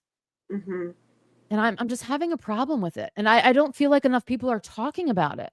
Like truly like examining this power dynamic that Taylor is displaying right here. Like you know, like I love her to death, but I am very confused. If I can't find the justification for this, I mean, this could end Charlie's career. What if Charlie hurts herself after this? The person I'm most insecure about has literally just told the whole world that I don't matter at all, that she never thinks about me, that she like, and she's taunting me and making fun of me and belittling me. I'm a little annoyed. And then it makes her feel charged up, you know, like it's. It makes me think it has also to be about other people too, if it doesn't make sense about Charlie. Yeah, but again, like if we don't publicly have the story, why really create a public song when you're her? Like honestly, if you were some obscure artist and you had some kind of like weird rival with somebody that like no one was ever going to hear, I'm not saying that Charlie is insignificant at all. But like comparatively, everyone is sort of compared to Taylor Swift. Do you know what I mean? It's like the person, the songwriter, the musician, like all of the things. She writes a scathing thing about that, like points directly at a person. And we can't find the information. It's like, but where are the receipts? You're being a Kim Kardashian right now. You're being a little Kim Kardashian. It's giving Kim Kardashian. For reasons I don't know, which is like you said, why put this out there? Yes, if it's not public, I know. Yeah. Because now what? She's going to backtrack and go like, the reason I wrote this is because in private, all this shit happened. Well, yeah, in private, lots of shit happens. I mean, you don't just ruin careers over shit that happens in private. It's like, it's the shit that happens in public that you can diss people on. I mean, come on. I don't know. I'm irritated by this. Yeah. I'm irritated. I'm disappointed. Is there anything else that we want to touch base on that we haven't gotten to today? Good night, T. We love you. Thank you for coming in. Good night. Peace, love, and Swifties forever. Is there anything, girl? Is there anything else? One of us should be getting sleep.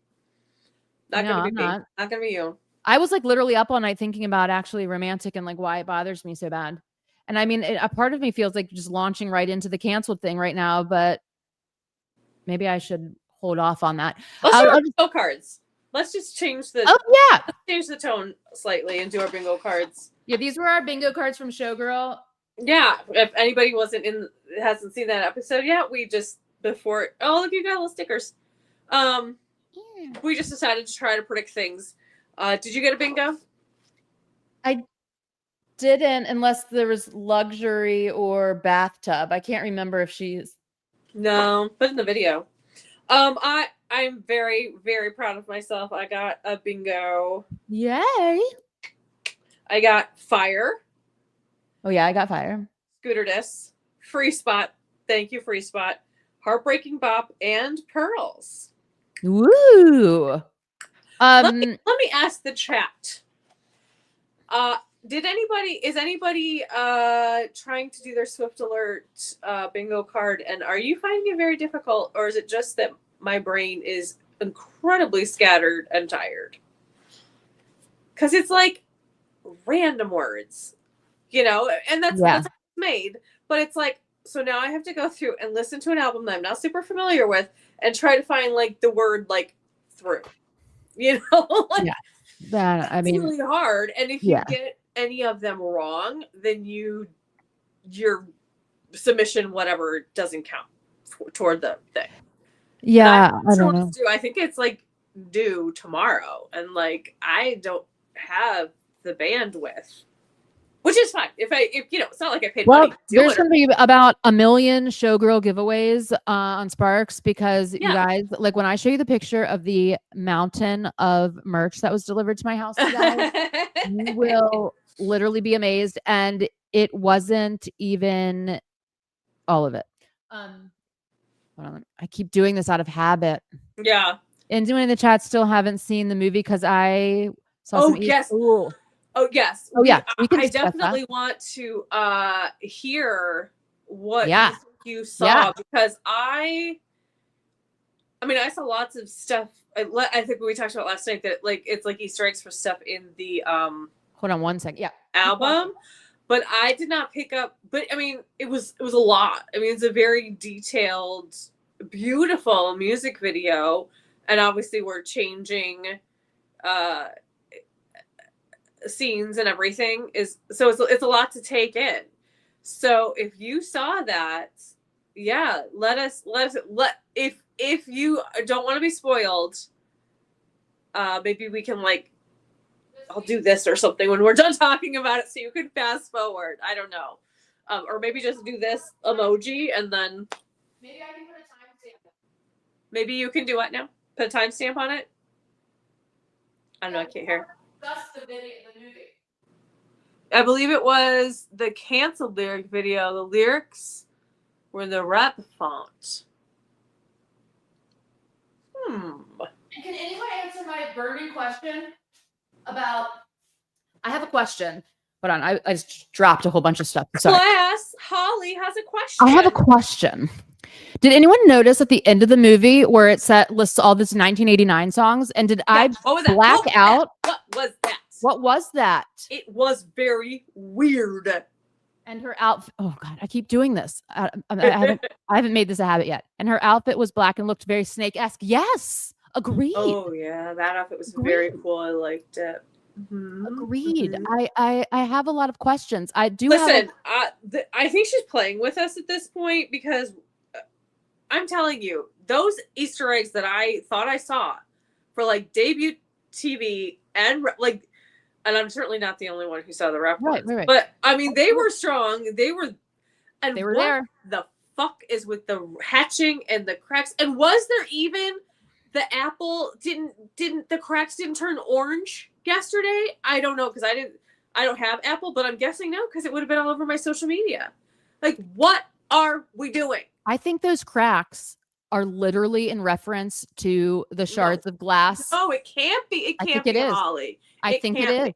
I think it's from the canceled thing. And you know what I realized today? I truly believe that's what that's from. All the colors of the variants, the vinyl variants, they're just lyrics. Like I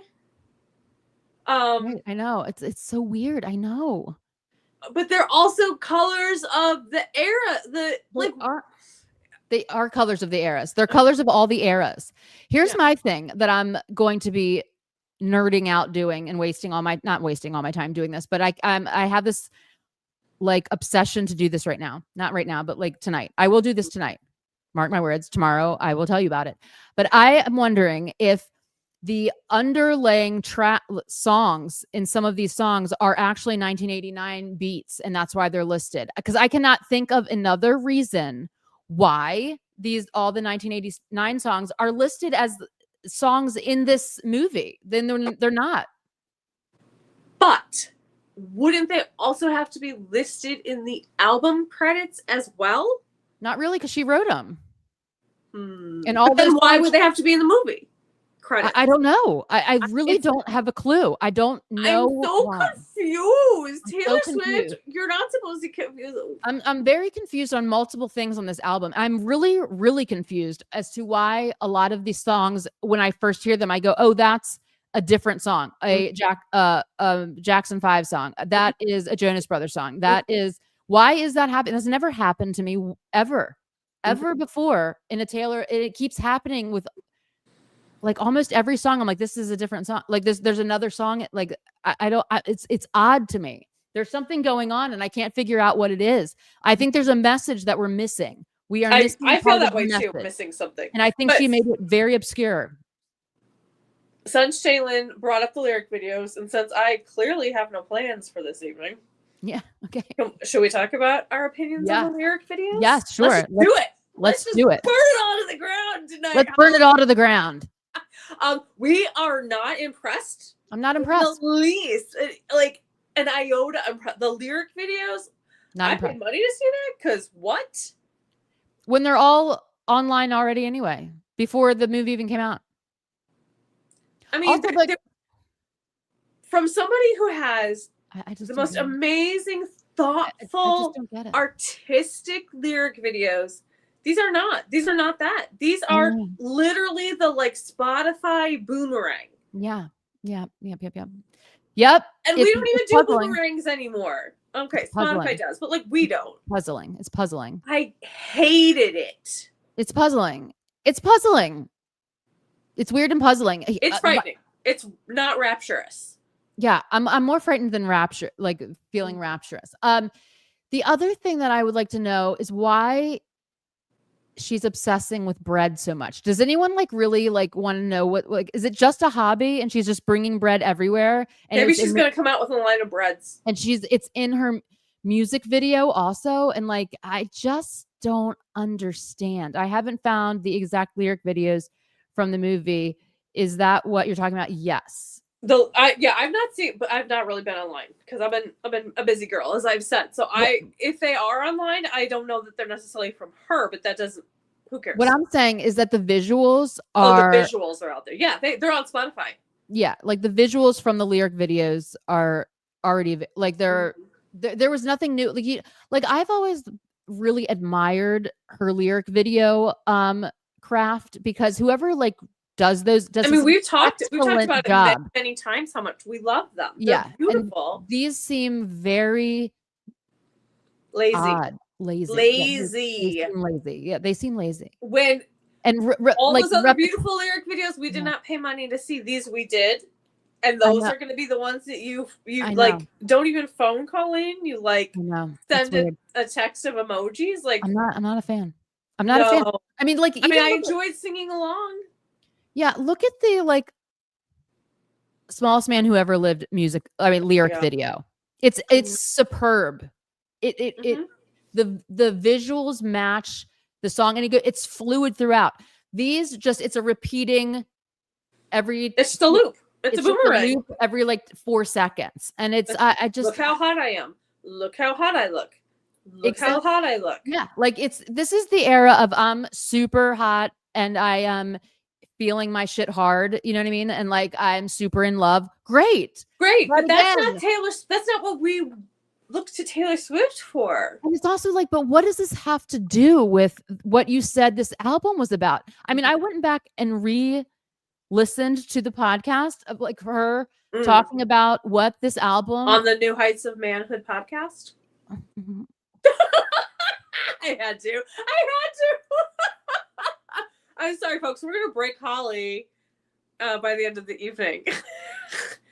I'm sorry, honey. I have such a problem with that song. I was very excited about this album, hyped from the songs and videos, but now I kind of feel after. Oh no! I'm sorry. Not her intention. I feel shitty now. I don't want to. I feel like I bashed this too hard. But let me tell you the positive things about this album, okay? Yeah, let's focus on the positive, because there are a lot of positive. Because we're just confused. Let me just also preface this. I am not used to disliking really anything that Talor ever does. Mm-hmm. I've been a hardcore fan for 20 years. You know what I mean? Like, I have a very, like, I love most everything that she does. With the I mean, the standouts, like, I don't really love Me. Okay. Like, there's like few and far between things that I don't like. It's when they all combine on one album and I'm missing the messaging, I'm shook. I'm shook because I'm like, this is abnormal. Mm-hmm. I will say this though. But it's okay. I do appreciate the opinions because they're different. Yeah. I mean, yeah. I just, and they could still change. Yeah, and I'll probably change them. But I don't think I'm good until I know more information about the Charlie thing. I can't change my mind. Yeah, and like, they are good to have. Outlooks are good to have. And I'm like a really cerebral person. Like, I think things through to levels that I probably should not even express online, because it's like, I don't know. So like, here's a parallel for me of what, like, how you're feeling about this song. And it's not the same, but I understand how you have a distaste for this song now, and it's bothering you. Okay. Thank you, Amy, from Tortured Poets. I know everyone thinks it's about Kim Kardashian. Definitely. I absolutely do not believe it's about Kim Kardashian. Oh, I totally do. I know you do. I'm the only person on the planet who doesn't think it's about her. And if it is about her, it makes me mad, because I don't want you thanking her. Okay. That's beside the point. We're not going to go down that road, okay? The problem is, every time that song comes on, I think about how frustrated I am about the fact that I am the only one who thinks that I am like this person standing, and I know I'm never going to convince anybody. And it's a stupid thing. Who cares? But it has taken away my enjoyment of the. I don't know that I had that much enjoyment of the song. I don't know. It's not a great song. I don't love it. I love it because I love the pettiness of that one, because it's warranted. It's warranted, in my opinion. It's warranted because Kim Kardashian. But why is she you are thanking the person who is connected with the person who said, I made that bitch famous? Hold on. Let me just tell. Okay. That song to me is the most backhanded, complimenting push down. Like, it's so sure, I catty see and that. horrific. I do see that, but like the general public. I hate Twitter. No, you could not pay me to be on Twitter. I'm anti the person that owns it. Mm-hmm. Also, it's just he's like such a bad toxic. I mean, not that. Yeah, I feel like I'm being toxic right now, and I'm usually never toxic. So like this, I'm also having a confliction with myself, because like I've just never been okay. This is like the first time I'm like, why is this happening? Like, why are we doing this? Any song that's referencing Kim Kardashian and Kanye West, I'm all for it. Petty as hell, love it. Love it. I love Karma. I love Vigilante shit. I love Dear John. I love every petty. I Forgot That You Existed. Sure. Like, love, celebrate, and love. 100%. I am conflicted because I can't find the conflict that I'm supposed to be supporting. You know what I mean? Like, yeah, no, I absolutely get it. I absolutely get it. I sometimes it's not it. How do I express that? there's the feeling that you get. It's not necessarily about. In your case, it is. Yes, it is about the song itself. But there's periphery things around it. Yes, it's like that bother you so much that it affects your listening of the song, because it just brings the stuff to mind. So you listen to that song now with how you are feeling, and like you're just gonna hear more things. Because it's also like it's a contradiction of other themes that she's talking about on this album. Like, everyone's online and everyone's unbothered till they're not. Well, I guess you're bothered. You're pretty bothered. You're pretty bothered. Yeah. If you're writing this, like, you're pretty bothered. And also, Shaylin, if you want to do some research on this and report back. I would appreciate, like, I would love it. Maybe we can Share- all put share our with the class. collective heads together and find out, did Yeah. something happen that in public Mhm. that we, would like, warrant the most powerful woman in all of music and pretty much everywhere to write an absolute scathing. And I'm talking, this is, and here's the other thing that bothers me about it, okay? The thing that bothers me about it is she picked the theme of sympathy is a knife, is I'm insecure and I don't feel relevant. And I don't feel like, I feel like I couldn't be you if I tried. And I can't even comprehend how talented you are, kind of thing. She uses those exact like hurt spots, the trauma spots of this person as a weapon. And she also talks about this in other songs. Like, look at the Great War. Like, you're using my feelings against me. You're using my traumas against me.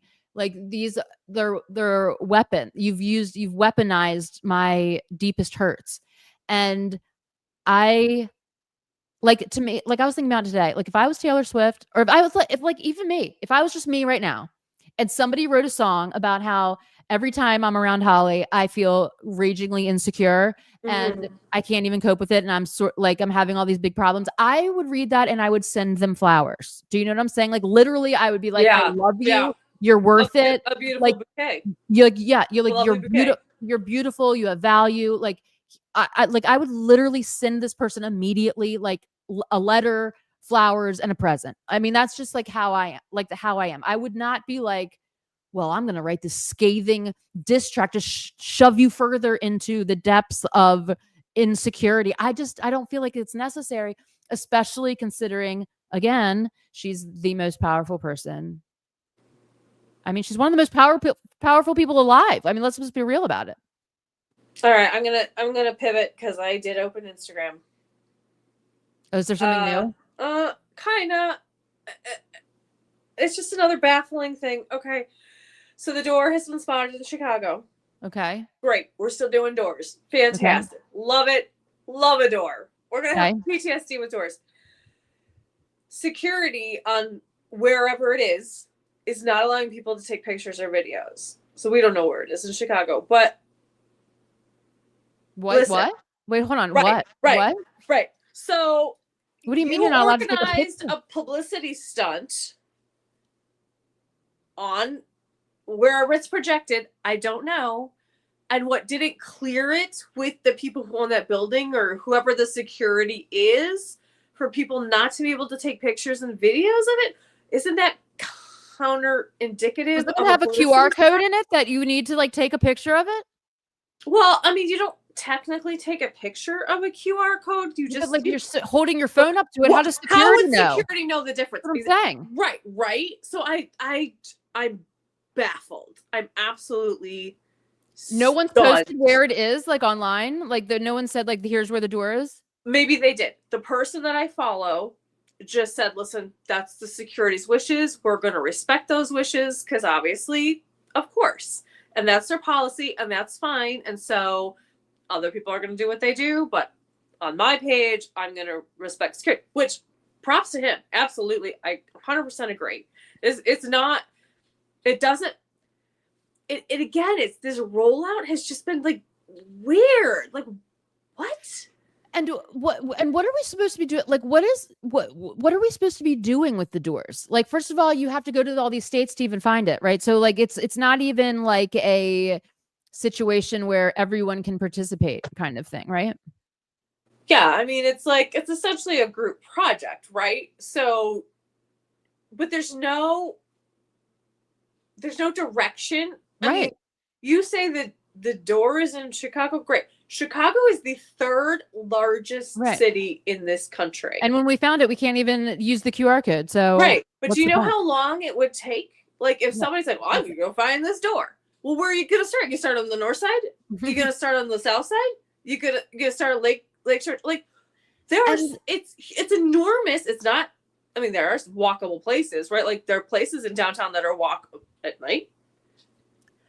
Take a friend. I'm just going to say, take a friend. But like, so it's just people are just randomly looking around looking for a door on a Saturday night. And like, what it's a happens lovely when night. you find it? Like there's not even. Here's the other problem. Well, at least the There one in isn't even Germany like was on Door Street. I don't know that the other ones are like. I don't know. I'm my Swiftie senses are going up about this 13 Ophelia Avenue or whatever on this, because it's everywhere on this, and I feel like it's unnecessary to have an address that goes to nowhere, but it is going to go to somewhere. I mean, I don't know what this is going to be, but it will be something. That probably at the end of all of these doors, it will lead us to the Nashville one that is right here. I mean, I don't know. I don't know, but there's not even a group spot where you like all the information's gathered and like you can see like parts of the puzzle or whatever this is that people have found out. Do you know what I'm saying? Like, it doesn't seem like we know where the beginning or end, or you know what would make when more do we sense know if when once any of it's this discovered, then Tane says, "You found it. Yes. Here's the video. Here's Correct. the link." So everybody, correct. because in theory, if you're not going to be taking, how are you going to get it? How are you going to get it? I don't. You're right. It doesn't make any sense. It doesn't make any sense. There's Like so much that doesn't make sense. Like what are I feel oh no. I feel anxious now because if she does oh no, don't Okay. hold on. Okay. Let me back this up. Okay. Okay. Let me just say this. Talor, she I know she is being very tone deaf right now, without question. Like without question. There is not a situation that this girl cannot navigate herself out of. I will say this, but like she needs to be careful. I mean, like I feel like she's like really in her I don't know. But like she needs a little ego death. Just a little. Something needs to like calm down a little bit. Like, because this is just out of character for her, in my opinion. Like, she usually fires back when the shots have been fired at her, she fires back. I have really rarely ever seen her just fire off first. Yeah. I mean, like, it's just kind of like a weird, because then even all throughout this thing, I mind my own business. God is my witness, right? Doesn't she say that? In the song? Yeah. It's really crazy. I don't know. So yeah, like without question, this is all going to lead to something savvy, I'm sure, but like it's like a very convoluted path to get there. It was what it's seeming like. All these doors, we still don't know what the key in Vancouver is. Vancouver one of these listed cities even? That's a very good question. Let's look. I'm just confused. Like, you would almost think that she would have a scavenger hunt. It's not. Oh my God. No. So you would think that there would be like a scavenger hunt of like maybe keys. People go find the keys and then doors appear.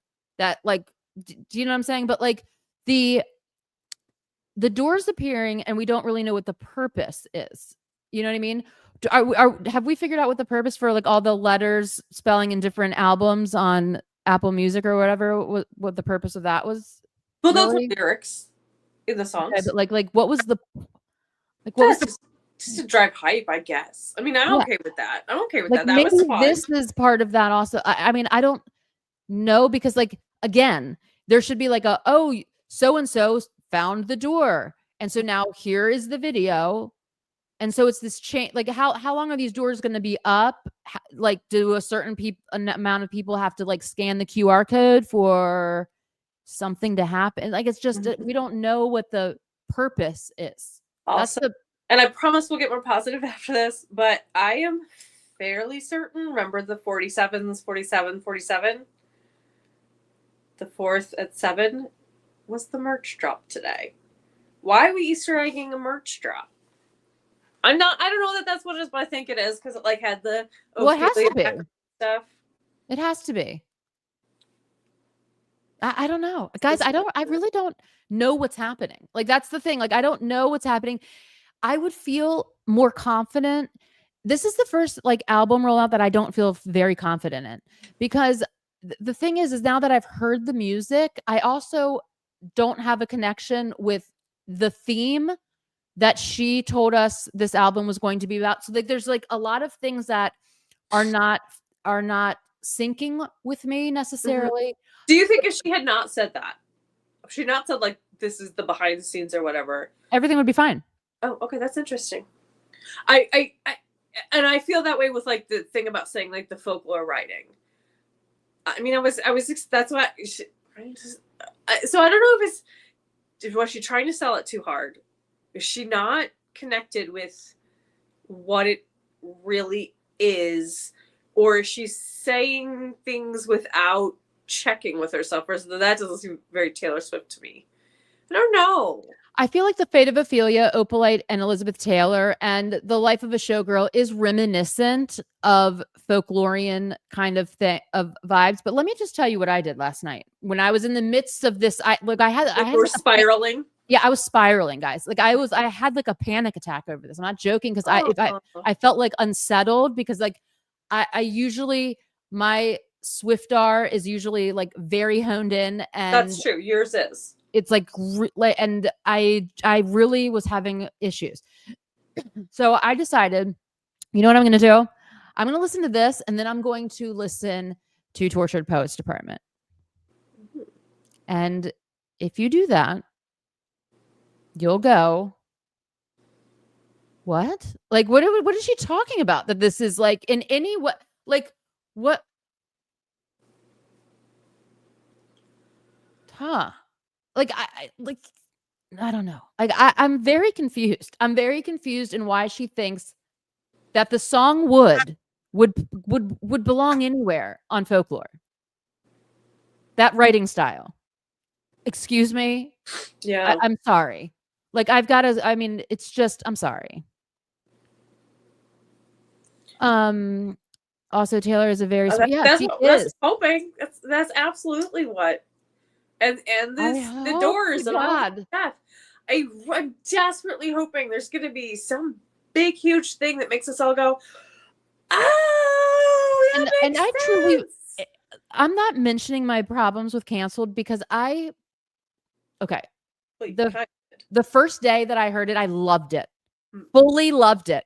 And then what happened was I got triggered by Actually Romantic, and then it made me view canceled differently. But I will tell you this, that I know in my soul that I will come back to canceled without question. Like I know that this is a temporary, that's why I haven't really brought up my feelings about it, because I feel that they're just because of this moment right now. But the Actually Romantic one, I'm in my heart, I know that I am like I'm annoyed by it. But like canceled, when I first heard it, I loved it. And I love the beat of it. I love sonically of it. I love the sonically, like the landscape of it. I even like the petty ass, like I love her little underworld and like all the shit. Yeah. I love it. Yeah. What I have a problem with is I'll just let you guys know what it is just right off the bat. After this Actually Romantic situation, I was listening to Canceled and I was like, I'm a little bit nervous that people might misunderstand the point of this song and what she's saying and sort of make it look like she's saying that people who are canceled for doing absolutely deplorable, horrible things shouldn't be. Or still could be friends with her. Like still be good, yeah. Well, we'd still be close. Like, well, that's kind of what I kind of was trying to say that last night on the live, and I know that I did not even come close to saying it well. But that's like, I mean, some people are canceled for very justifiable reasons. Right. They've done horrible, crazy shit, and like this like illusion in there's the part of the song where it pings me, because it's like when the messaging sort of, instead of the messaging being like, I didn't do anything wrong and I was canceled and I didn't do anything wrong, these people were lying about me, and I didn't do anything wrong and I was canceled, and anyone else who has endured public shaming of a person, which she's doing in Actually Romantic, which I find like crazy. She's sort of trying to cancel like a person, you know what I mean? In Actually Romantic, it's almost like she's saying, but hold on, let me get this thought out. So like in Actually Romantic, I mean in Canceled, instead of her saying like nothing bad happened to me, and this like there's a part in it where she's like, if you have bodies in the attic, if you're not good at being good, just do it better, or whatever she says. And then she's like, I'll do a better job of covering it up, or yeah, and I'll teach you the art of never getting caught. And I'm like, that's the part I have the problem with, because it's like, you were canceled for really doing nothing wrong. Okay. Asshole people, you know, the covert operation on you and had, you know what I mean? But like when you're saying the art of never getting caught, that's implying that you actually are doing bad things that deserve to be canceled. So I'm confused. That's what I'm saying. I'm confused. I know what the overall vibe is, and I appreciate it because I love a petty queen for sure. But I'm having a problem in this current climate of our world where people that are doing horrible things and should be 100% canceled get away with everything because somebody is teaching them how to cover up everything. Like, and I just, you know, I don't know. I feel like it's like or maybe I'm just grasping at straws because I don't like feeling like Talor is being distasteful and turning. I know, trust me, I'm having a confliction. I kind of feel like in cancel, again, it's like a little bit of an out of touch kind of thing. Like maybe she feels like, well, I was canceled for something I didn't do. That's probably true for everybody else. You know, like she's very much looking at it from her own lens and not, it's this disconnect of understanding that there are want her to hate don't think, or, well, I mean, true, but I think Holly's point is incredibly valid. Okay, so in the song, Talor talks about things that are pretty minor that you wouldn't be kidding. A woman makes a joke that's only good for a man. Bring a tiny violin to it, like very small things, like things that, very the man-esque, which I love. And I think she's referencing a lot of these like blown up, like even like the Gucci reference, I think is a reference to them at the tennis match with the bucket hat and like people saying that it was, you know, it was cringy or whatever. Like, and also to Blake Lively, she was the spokesperson for Gucci. Like, I feel like there's so much Blake Lively. I just still don't think this has anything to do with Blake Lively, just because the timing. But okay, let me just finish my point. I feel like she's like, well, I've been canceled for all these like very minor little things. And so I'm sure these people have been canceled for minor little things too, or things that didn't even really happen. And so I'm going to take them into my fold. And in a sense, I could be okay with that. But then, first of all, we don't all have bodies in our attics. Right, that's what I'm saying. And yeah, why if you don't want people to be caught, that means they actually did it.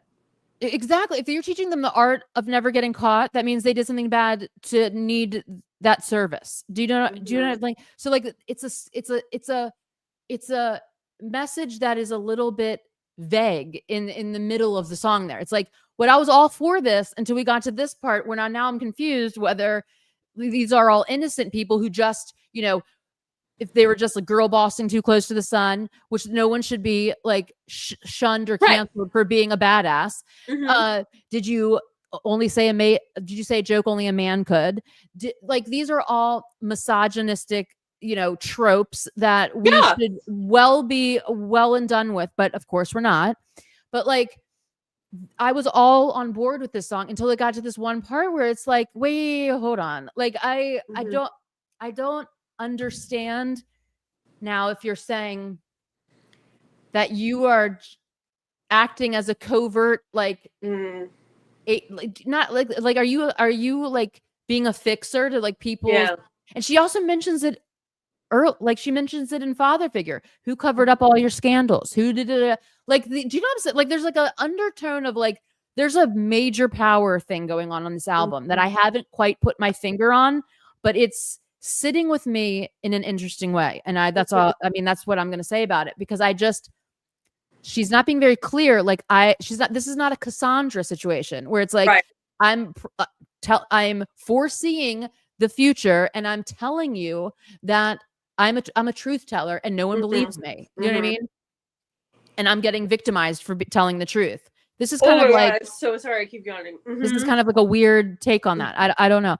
And then I can say my thoughts on it real quick. okay.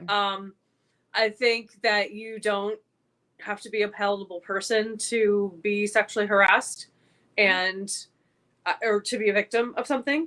Yeah. And I don't care. I don't care that she tried to take over the movie or this or that or whatever. And I kind of don't even care that she invoked Talor's name. I don't think it was smart. I don't care that she did.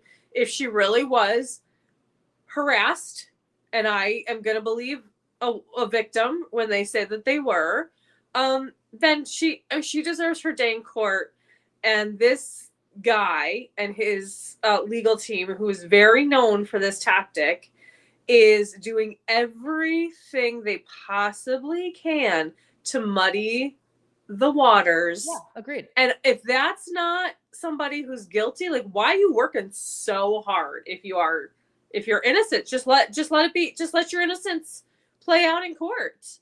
And I mean, I do think that canceled is a reference to Blake Lively, also because Blake Lively, when Talor got canceled, Blake Lively was one of her strongest allies. Like, she did not distance herself at all from Talor. Like, she didn't. Like, during the whole end of the 1989, during beginning of like the Talor Swifties over party, Blake was by her side, full soldier. You know what I mean? Like, she defended her up one side and down the other. And I think that in the song Canceled, she does make some references to Blake Lively, I believe. But it just comes out in this very odd way. Like, you know, she talks about, they stood behind me before my exoneration, they never lost me. You know, I just thought about something. Yeah. Okay, but Blake Lively was canceled before all of the Justin Baldoni stuff. So maybe it is a reference to her, but it's a reference to, you know, the plantation wedding thing. Oh, yeah. That was a very big deal. Yeah. I bet that's what it's in reference to. I bet it is a reference to her, but I bet it's that. Hold on. Let me think. Why would she distance herself from Blake? That I don't. I think because it's legal proceedings that she knew she was going to somehow get subpoenaed. Yes, and my hope is that she will speak about it after the trial is over. Well, and also, but like, I'm reserving judgment on that. I don't. Here's the other thing that could be going on. Like, Talor could equally believe at the same time. She could believe that Blake Lively is completely innocent, but also super pissed that she brought her name up. You know what I mean? And they could be having like a little rift or whatever, but that doesn't mean she doesn't believe what Blake is saying. But she might just be like, why did you bring my name into this? You know, like, why did you do this part? You know what I mean? Maybe she's a little irritated. You know what I mean? But I don't think Talor could say even like a vague thing right now of, you know, I stand by all victims, because any statement she makes, I mean, I'm not a legal scholar or anything. I don't even particularly I don't even watch Law and Order or any of those things. But I am fairly certain that any statement that she made that could in any way be used in this trial by the lawyers, they could say, well, you said this, and therefore, and they can twist it, or they could try to pin her to the wall or whatever, especially if she has not talked to her lawyers and devised a strategy, or who I don't know, but I just don't think she can talk about it. Okay. And this is excellent point, because this is again bringing up this other point, which is when we don't have the information in the public domain, we don't know what is going on. Like, we don't know. Like, we don't fully know everything about I don't fully know everything about the Blake Lively situation, because a lot of it. Way you could, and that's right. Purposeful. It's I'm going to throw everything at you until you're just so exhausted you can't even focus on or make an opinion. Yeah, and it's just like, again, tied behind like lawyers and legal whatevers, but like, we don't know the full story. We don't know. Okay, we don't know. But again, this is my point with Actually Romantic, because it's like, if all of this shit happened behind the scenes, there is no reason for this. Mm-hmm. As far as I understand, he does not have a history of it. I'm talking about his lawyers. Yeah, his lawyers who are business associates of Scooter Braun. Yeah, I mean, so it's all that's an interesting wrinkle, isn't totally. It is. It's very awful. And that the guy that was going to serve Talor the papers has a history of SA. Yeah, and like, yeah, and DB, yeah, and DB, and it's the same legal team that defended Johnny Depp, and what regardless of your opinions on that trial, or like, yeah, if she was being honest, if he was being honest, whatever, it's the same tactics, the exact same tactics they used with trying to defame her character instead of what she was saying happened, and throwing all this information into the press and just trying to muddy the waters constantly. It's the exact same. Yeah, but I truly don't believe that Blake Lively is an Amber Heard. Like, Amber Heard did some whack shit. Like, I literally nerded out on that case like so hard that I paid for all of the legal documents for it. Like, okay. I'm not saying I'm not saying it's the same situation. I'm saying the legal tactics are the same. And they're gross, regardless. On that trial, they're both the Amber Heard Johnny Depp trial was insane, and there was so many bad tactics on oh my god, on both sides of that, like the crazy shit, like crazy. Very odd. Like and just very hurt. Like both of the I don't know, just very very tough. Right. So I would just say, in terms of that whole situation, I think the best thing to do is just to like reserve judgment, because we just don't know anything right now. And so to assume she's not standing by her friend, to assume she is standing, but we just don't know. And I know I don't really have an opinion on Blake, but I really have always loved Ryan, like even since a guy girl in the pizza place, like. So yeah, and it would be really sad if they weren't friends anymore, because they've been so close and friends for so long. But here's the other thing. We don't know. Okay, let me just say this though. We do know one thing, and one thing alone, about Taylor Swift. Okay, I mean, not one thing, but like, this is something I can say for certain. I can say for certain, without a hesitation of a doubt, is if Blake Lively had done like a horrible offense to Taylor during this very public legal feud that's going on, and Taylor's name has been brought into it, there would be a scathing diss track for Blake Lively. Without question, there would be. And there's not. But it hadn't happened yet. No, it's the offense already. Like, if they were enemies, and Blake had drug Taylor's name into this court situation, there was so much press about all like Taylor's involvement and the dragon lady and all of that shit. Mm-hmm. If Taylor was really super pissed off at Blake and found that this was like creating a ton of bad press for Taylor, which she absolutely doesn't like at all, which is also why Actually Romantic is so astounding. But like, we would have very clear messaging in this album about something that was negative, aimed at Blake Lively. I believe that 100%, because she's never not done that. She would like added something. What do you mean added something? Listen, she wrote this album, she claims, during the European leg of TTPD. The Blake Lively, all that stuff happened after that. So she would have to write. I think she would insert it. Yeah. That's what I'm asking. Yeah, I think that she would. Yes, because like, I think that she's very few. Obviously, she gets bothered by shit that we, like, something is apparently publicly not on anyone's radar anywhere about Charlie XCX. Yeah, I don't know. I'm just saying. I'm not. I think that she would even remove the song Canceled. I think she would have taken this off if she was like, you know what? I'm not going to have this.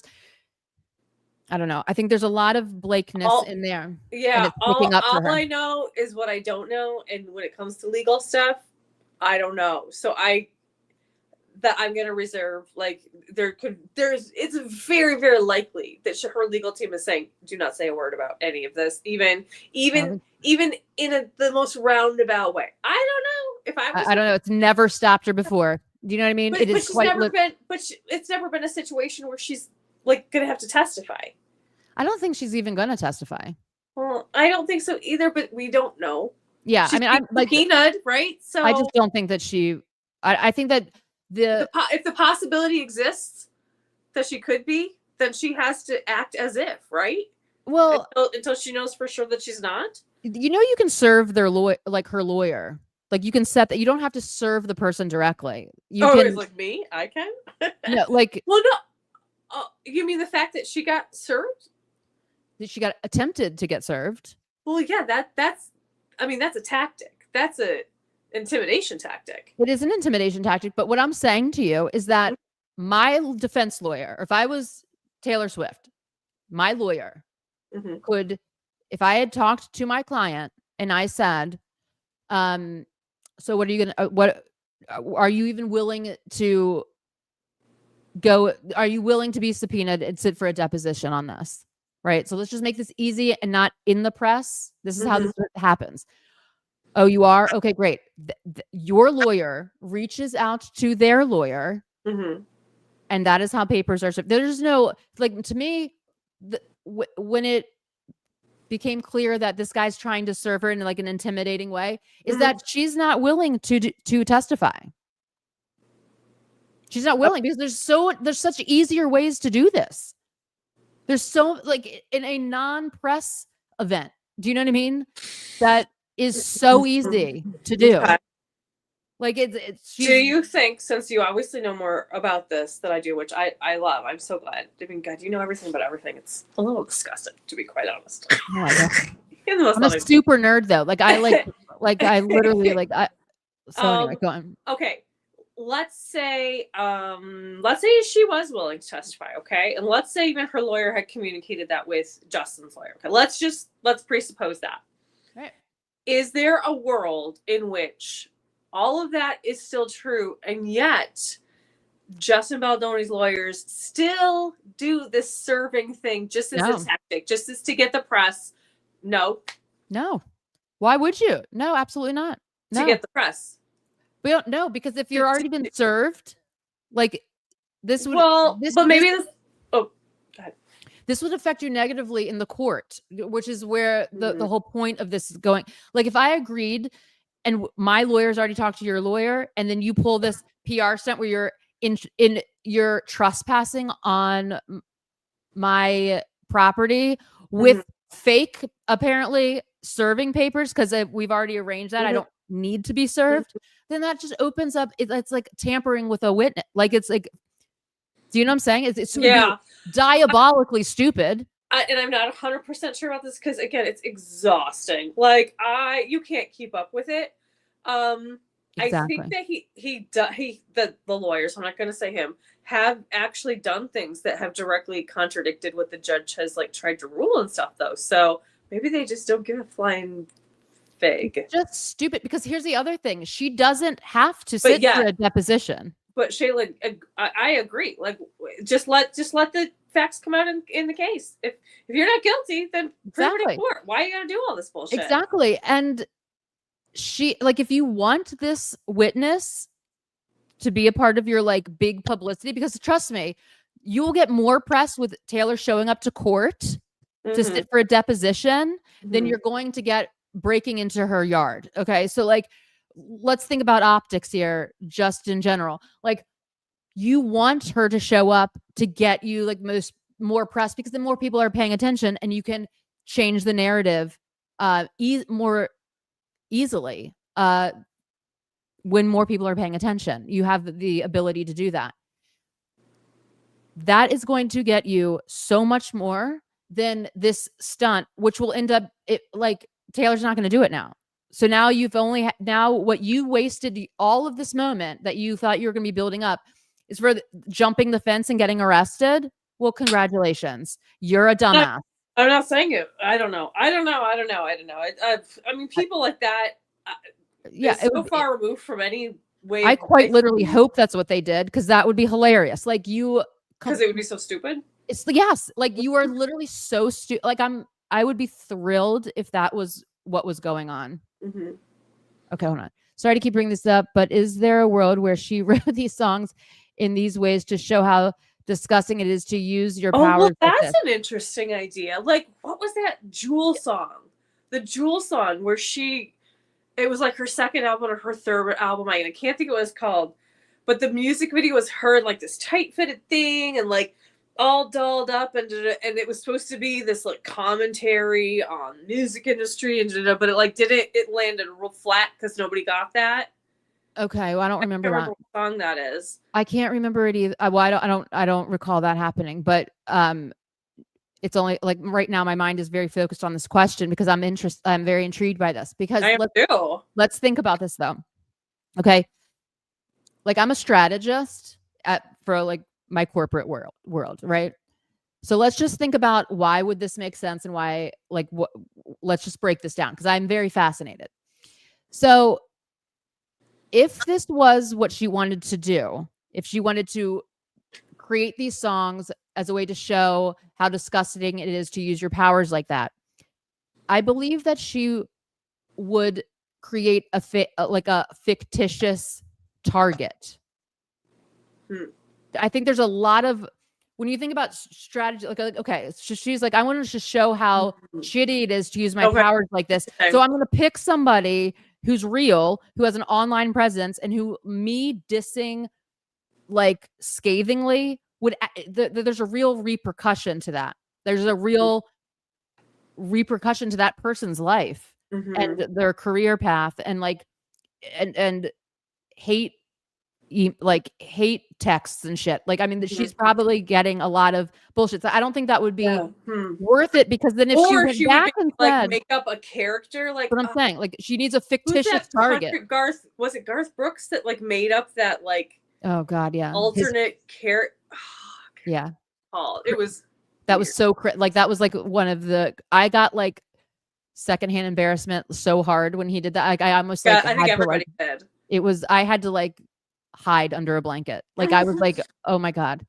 But like I don't think I think that she has written songs about the power dynamics. This is the thing that's so astounding here. It's like she has quite literally been the victim of this for so long, like obscure power dynamics, that it being this kind of like tone deaf to the situation and not like really seeing your own power. Like maybe this is what's happening. Like she doesn't really realize how powerful she is, but you're right. Like you can only think that's true for like 1 second. It's Taylor Swift. Like she knows, like the world stops when she does anything. Okay. Because I have seen TikTok videos where people say they believe everyone who was name dropped reference song example. They believe everyone who was name dropped reference. They believe, what do you mean? They believe, there's more. She finished that they're all aware and in the narrative and that they're all teamed up. Like on this album? They're in on it? Oh yeah, or in general? I will tell you, 50 Cent, real hyped. He real hyped to be name dropped. 50 Cent is all. Oh yeah, 50 Cent was way loving it. But again, that's the power of Taylor Swift. Like it can make your career. You know what I mean? Okay, so let's just think about this from a Taylor lore perspective. We know now the truth of the video call, the phone call with Kanye, right? And that's a name drop in a song, but the message is horrific, right? So whose narrative did that serve better in the long run? You know what I mean? Yeah. Was it Taylor's or was it Kanye's? Like she was truly the victim of that, and she was exonerated as being a victim of that. You know what I mean? That it actually it made Kanye's like success take a Oh, honey, nosedive. you're not wrong. TikTok is wrong. And TikTok is often wrong. Oh, no, you're not wrong. I love these questions. Like I love no, it's a very thought-provoking question. I love these kinds of scenarios because I just love like walking through it in my head, and I'm just thinking out loud. Like, so like if we think about it, I mean, it's an interesting concept. It is an interesting concept. I just, with what you have told us this evening about Charlie XCX, okay, I can't imagine that she would be in on this. Yeah, I feel like this would be like, oh great, now the person that I'm like ragingly insecure about and like am constantly comparing myself to is now like the whole world is now comparing me to Taylor Swift and talking about how Taylor said that I am an insignificant, called me passive aggressive names. She said she's completely unbothered, and then she made fun of my insecurity, which is the part that really pisses me off, to be honest with you. Like, oh, it's so sweet. Well, and as we talked about last night, there's no response. There's no possible response from Charlie's side. There's nothing she can. If it was like a PR thing, what they planned ahead of time, I don't understand what Charlie's next move would be. That would benefit her, right? Because if it's got to be mutually beneficial, right? And I kind of just don't think that Charlie would want like a PR campaign that's in correlation with Taylor Swift, to be honest with you. Like I like in this type of format where it's like where she like publicly told the whole world that I'm like an insecure nothing in her brain. The only possible thing that I could see is that maybe Charlie would think that this would derive enough sympathy for her that it would increase the record sales. I don't think that. I don't know anything about her. If you're getting sympathy, it creates a whole bunch of sympathy on one side. Then the other side is getting all of the backlash because everything has an equal and opposite reaction. Just it really does. So then Taylor would be getting the onslaught of so like why would she? I don't know. Why would she set herself up to do that? Like I truly believe that she did not think that this was. I cannot. This is why I'm having a problem. I can't see the strat. I cannot see the plan, the purpose, or the why. I really can't see the why. Why do this? Like why? What? It's unnecessary. Not necessarily because we're comparing this to Kimye and Taylor. So if he's going to be like that, then eventually Charlie will come out with, look, here's the truth of all this. Okay, so let's think about that. The truth is already, like this is the thing, that there has to be deception for the truth to come out. Do you know what I mean? There has to be there has to be something that has been deceived. There has to be a cover up. There has to be like the Kimye thing worked in Taylor's advantage later after the fact because the truth actually did come out. The thing that they were saying was actually false. You know what I mean? And Taylor was like I didn't agree to this, and here's the videotape all these years later. In this scenario, from our current knowledge, what has happened here is Charlie has said, I've said these things that are, this person makes me insecure. Like that is her truth. Like that song is the truth bomb. You know what I mean? Like I'm ragingly insecure around her. And I hope that her and Maddie break up because in the context of the song, it's because she doesn't want her backstage at these shows because it makes her insecure, her being there and her like, it's like this, she has a thing that's like, not like, I hate you. It's that I am so insecure with your presence. Like it's fucking my head up. You know what I mean? And she goes into the song. So like, that is the truth.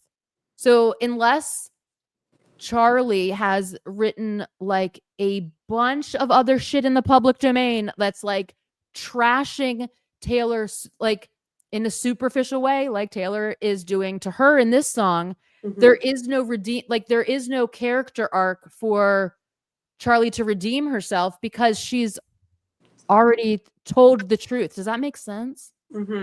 I don't know if that makes sense or not. Does that make sense? And again, it comes back to the punching down idea. Yes. Of like, exactly. When everything happened between Taylor and Kanye and all that, like Kanye was very popular at that time. Oh, he's hugely popular. Very equal, powerful. Equal levels of power and fame and of people knowing who they were. You could Without say, question. Yeah, I mean, Taylor was young, so there's that dynamic. Yep. But if we remove that from the equation, oh yeah, and it's just not that, and it's and again, it would have to be mutually beneficial. So how it sounds like, if it is a reputation for Charlie, that is beneficial for Charlie. How's it beneficial for Taylor? But then Taylor would be the Kanye, Kimye in this scenario, and that is not good. Like, this is why this is so baffling to me. Mm-hmm. Like, I'm hoping that I can find something that justifies this song at the first of all, I mean, there is no other musician that's this powerful. Right. Period. Right. Although, can I just say, completely apropos of nothing. So I was at a birthday party today, and I don't know how we got talking about it, but so the dad of the little girl whose party it was, he started talking about Psy. Remember Gangnam Style Psy? Oh yeah. I guess I can't find these videos or something. He showed me some videos of these concerts of Psy's. They make the Eras tour look like a coffee open mic night.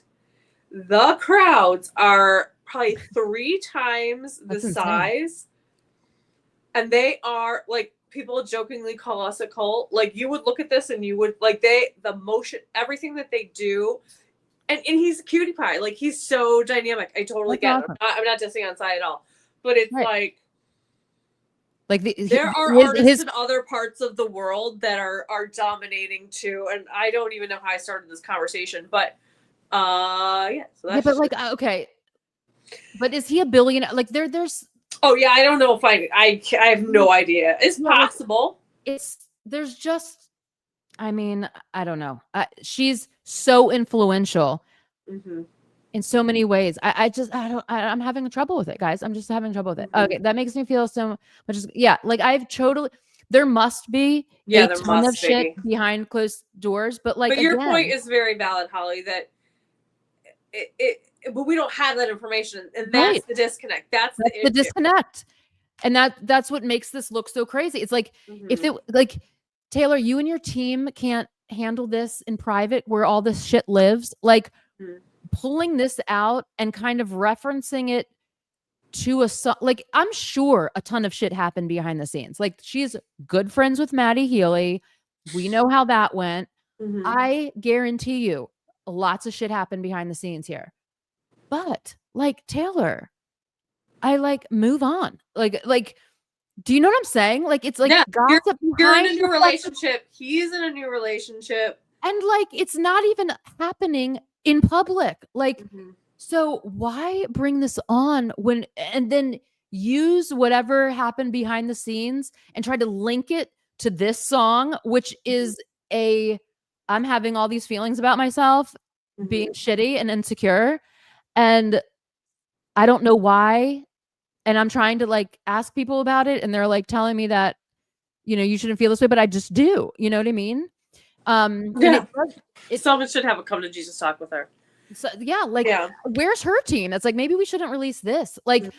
Are you ready for a feud? And part of me, again, I'm fascinated endlessly by all of her different facets. She's a highly complex person. So is it everything's going great and she has to have an adversary at the same time? Does she have to have a feud? Does she have to have something to target her energy on if everything else in her life is great? This could be a real dynamic that she's exploring in this way. And I think that she is going to learn that this is probably not the greatest way to do that. It's an interesting point that you said that, because we touched on this a little bit earlier. Maybe here's what's happening. We know from the radio interviews that she did. I still haven't watched the Graham Norton, by the way. I don't even know if it's up, but because I don't think I've turned on the TV today. Anyway, that's apropos. I went to bed at 7:00 in the morning. Well, my guess is it's like 24 hours after. Again, apropos of nothing. She did talk about like she was anxious about writing this album because she didn't know if she could write when she was happy, right? And that's a common trope with writers and artists. Okay. Yeah. So what if she went? It's just that maybe when she's happy, she doesn't write as well. You know, like maybe that's what it is. And like Shailene, you have such a good point. Like, she maybe, and Holly, you said too. Like maybe she does. Maybe she doesn't even personally feel like she needs a feud, but maybe she like she needs an adversary. Maybe she looked at this album and is like, okay, but I need to take something. I still need to do the things that I usually do, but I'm not really beefing with anybody. I don't have a public, so I got to pull something. Yeah, but it's also out of the private sphere or something. Yeah, and it's very short-sighted because she could have just used one of her known she could have just wrote a song about Kim and to get the I agree. Although I do feel like, I mean, if you think about the manuscript, maybe she went into it thinking, no, I'm grown up now. I'm not going to talk about these things. Because, you know, there's not a lot of, there's no Jake, there's no John, well, you think there's some Joe. I disagree. Okay, fine. There's no obvious Joe. Let's say that. I think the only, like, Maddie is in this Charlie song. So there's the most subtle Scooter diss. Like, there's no Kanye, there's no Kim. Right. So like, why invent this whole other thing? Because maybe she promised herself, I'm not going to talk about those things anymore. So now I have to find something else to talk about. Yeah. I don't know. That's a theory. Slope of crazy because like to me, it's giving psychotic episode. Like I'm not joking. It's going over it's giving going too hard on somebody who really, it's like no one, like the whole world is talking, like literally on Good Morning America, they were talking about this song. Like this is like a rate, like it's, and she knows it. She knows it. Like she knows this will happen. What? She has to. Yeah. And like the president. Yeah, like exactly. The president has a one-sided feud with her. And can't that be? Well, she's clearly not going to talk about anything political right now, and I get because it's dangerous. But like pulling this one out is pretty wild. I go back to the comment. I think when she's in love and being validated by Travis, how he does it's unfamiliar territory, and she loses her footing. Yes, I agree. I feel like this is some kind of like I need to have a nemesis to feel balanced in some way, and it's wild. It's wild. Maybe she is tired of people using her for their own fame. Maybe so. And agreed, valid, understood. But is the subject matter of this using her for her own fame? I don't know. She may have felt that way, but that doesn't mean that it's true. Yeah, and I mean, I think it's just like here's how I'm feeling. Like, guys, Taylor Swift makes me feel insecure. Like, and I am unfortunately like, or whatever. Like, my husband is in the band with Maddie. I mean, I don't know. Like, I just think it's a very dicey role. Do you know what I mean? Like, it's a very. It's risky. It's just risky. I don't like our girl being in risk. Do you know what I mean? Like I don't like the risk. And maybe this was her way of maybe like exactly. I'm very familiar with self-sabotage.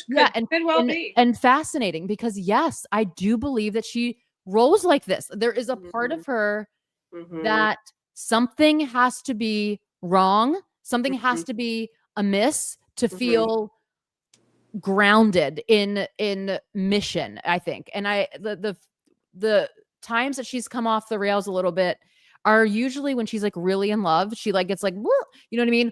And right after a breakup. I mean, like, so she is clearly the happiest she's ever been. And so I think she's like, how can I still need something to direct this. She doesn't quite know how to do her thing while feeling this way yet. And I have to figure it out.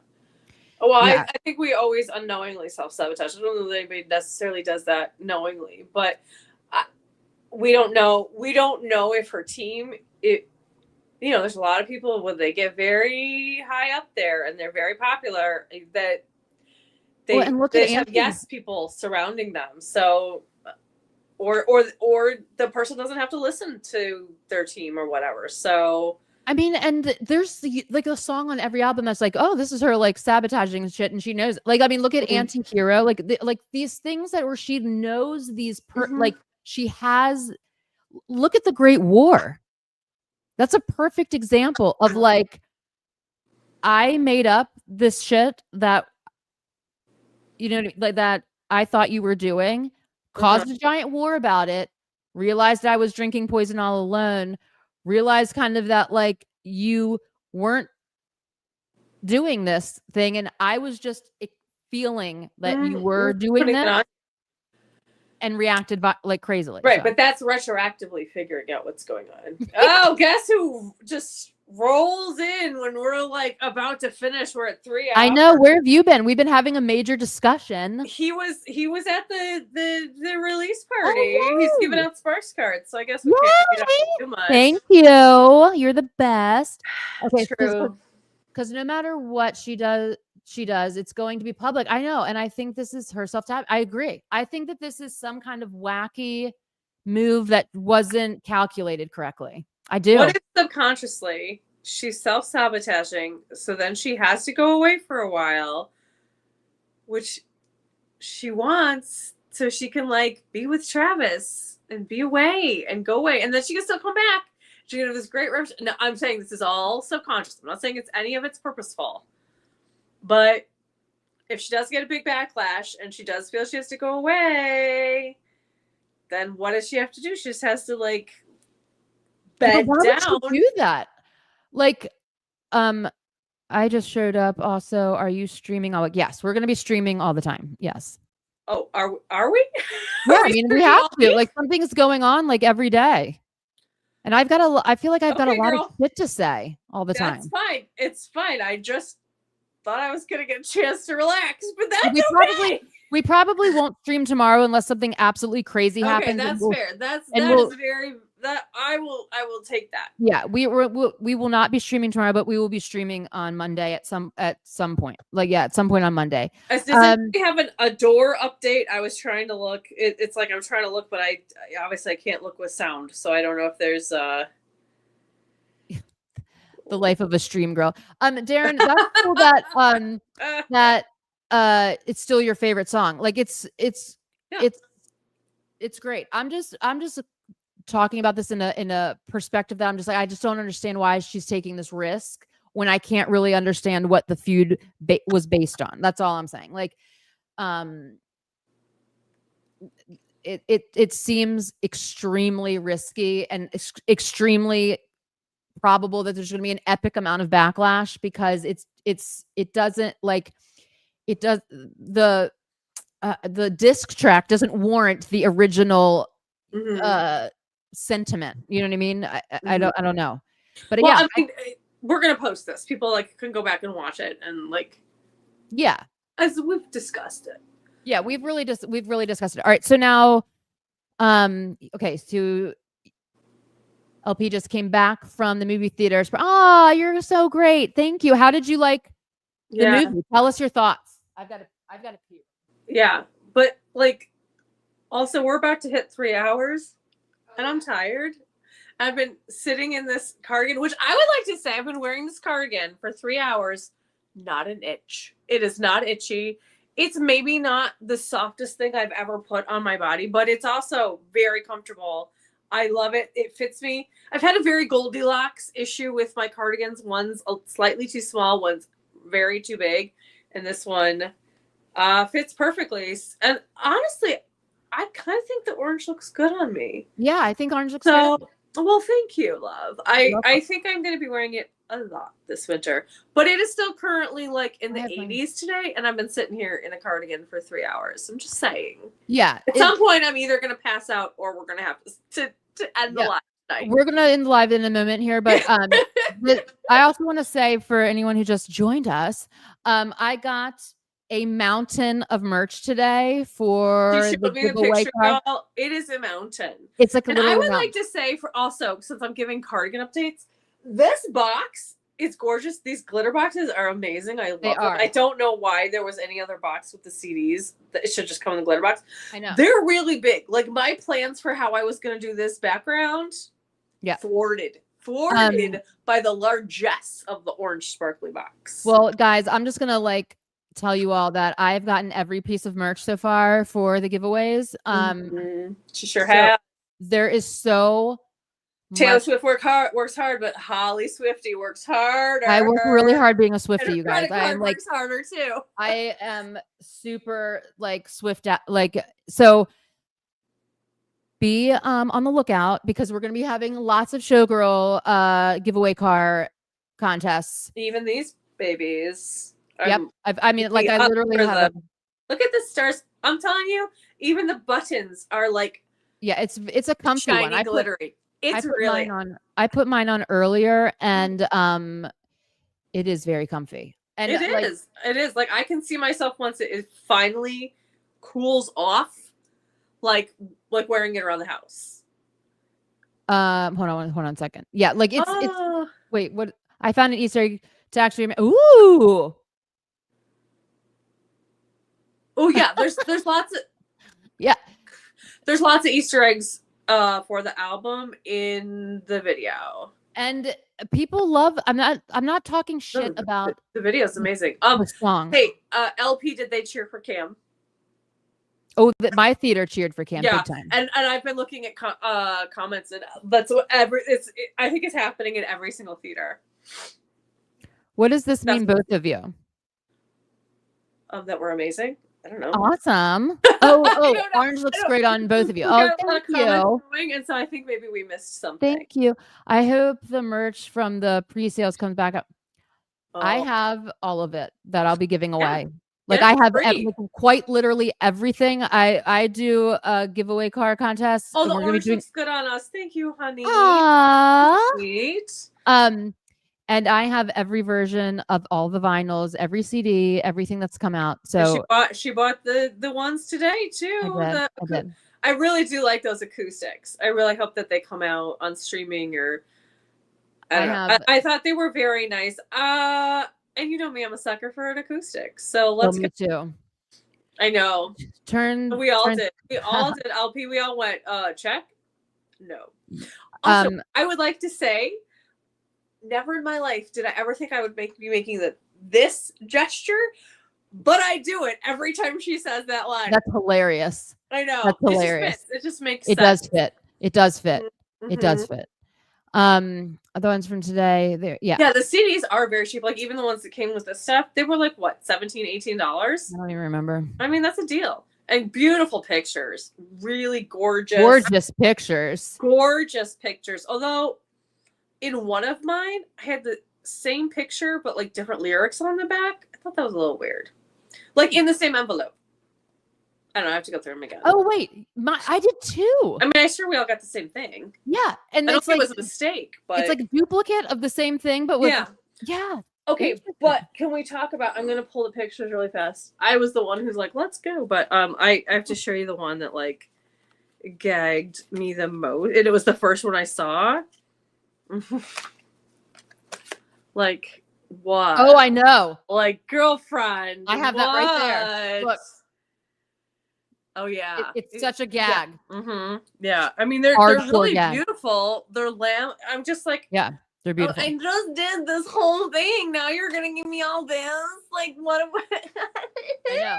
I had to redo all of my shelves. I mean, like talk about a champagne problem, people. Oh no, you have too much merch. I'm sure you're all crying for me.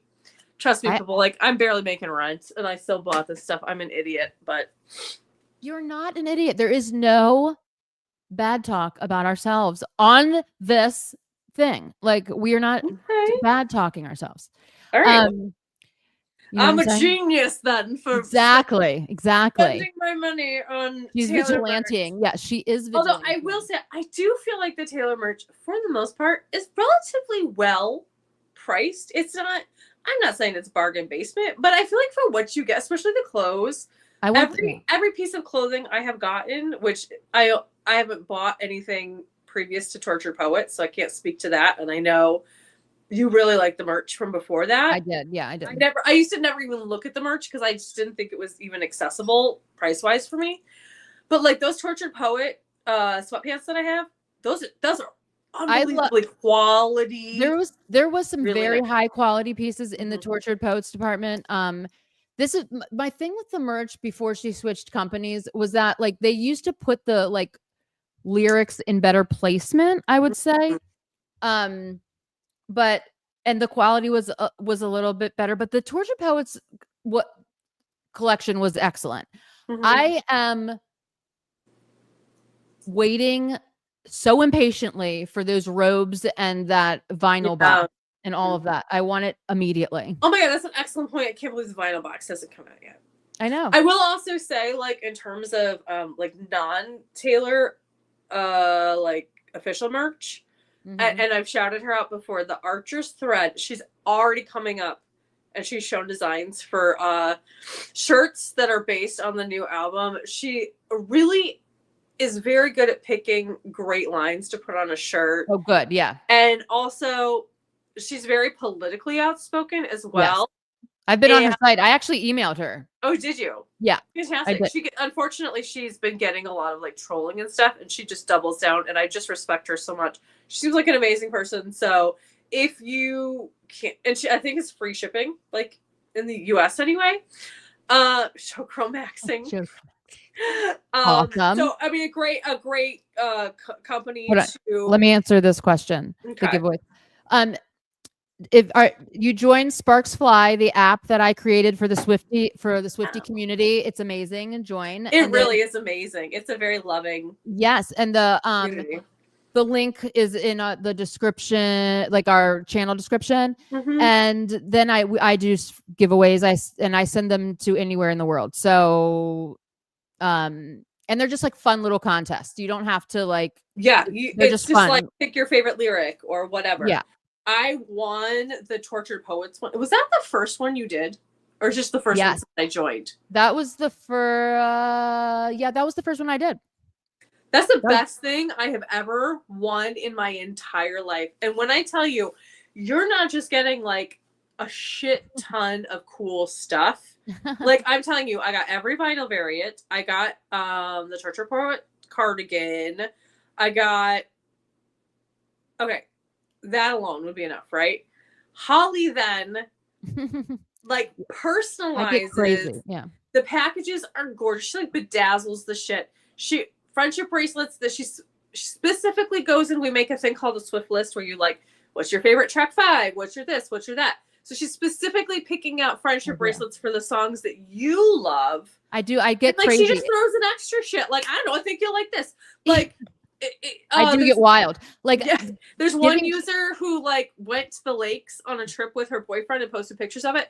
So she won a contest, and then Holly's like, "Well, I'm gonna make this entire box lakes themed." I did. Fucking genius. I really get into it, you guys. It's like my favorite thing to do in the world, and I truly like am obsessed. And you get so much confetti and so much glitter because sequins never die. I get really crazy with it.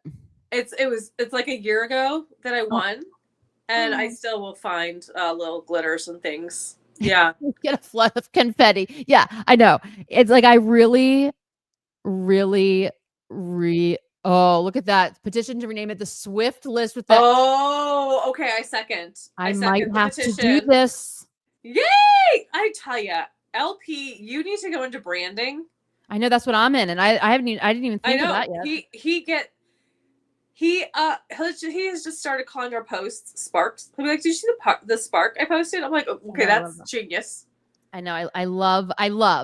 So makes me mad. He's too young to come up with all these smart things. No, I love that. Branding is so fun, and I love it. And you're so good at it. So LP.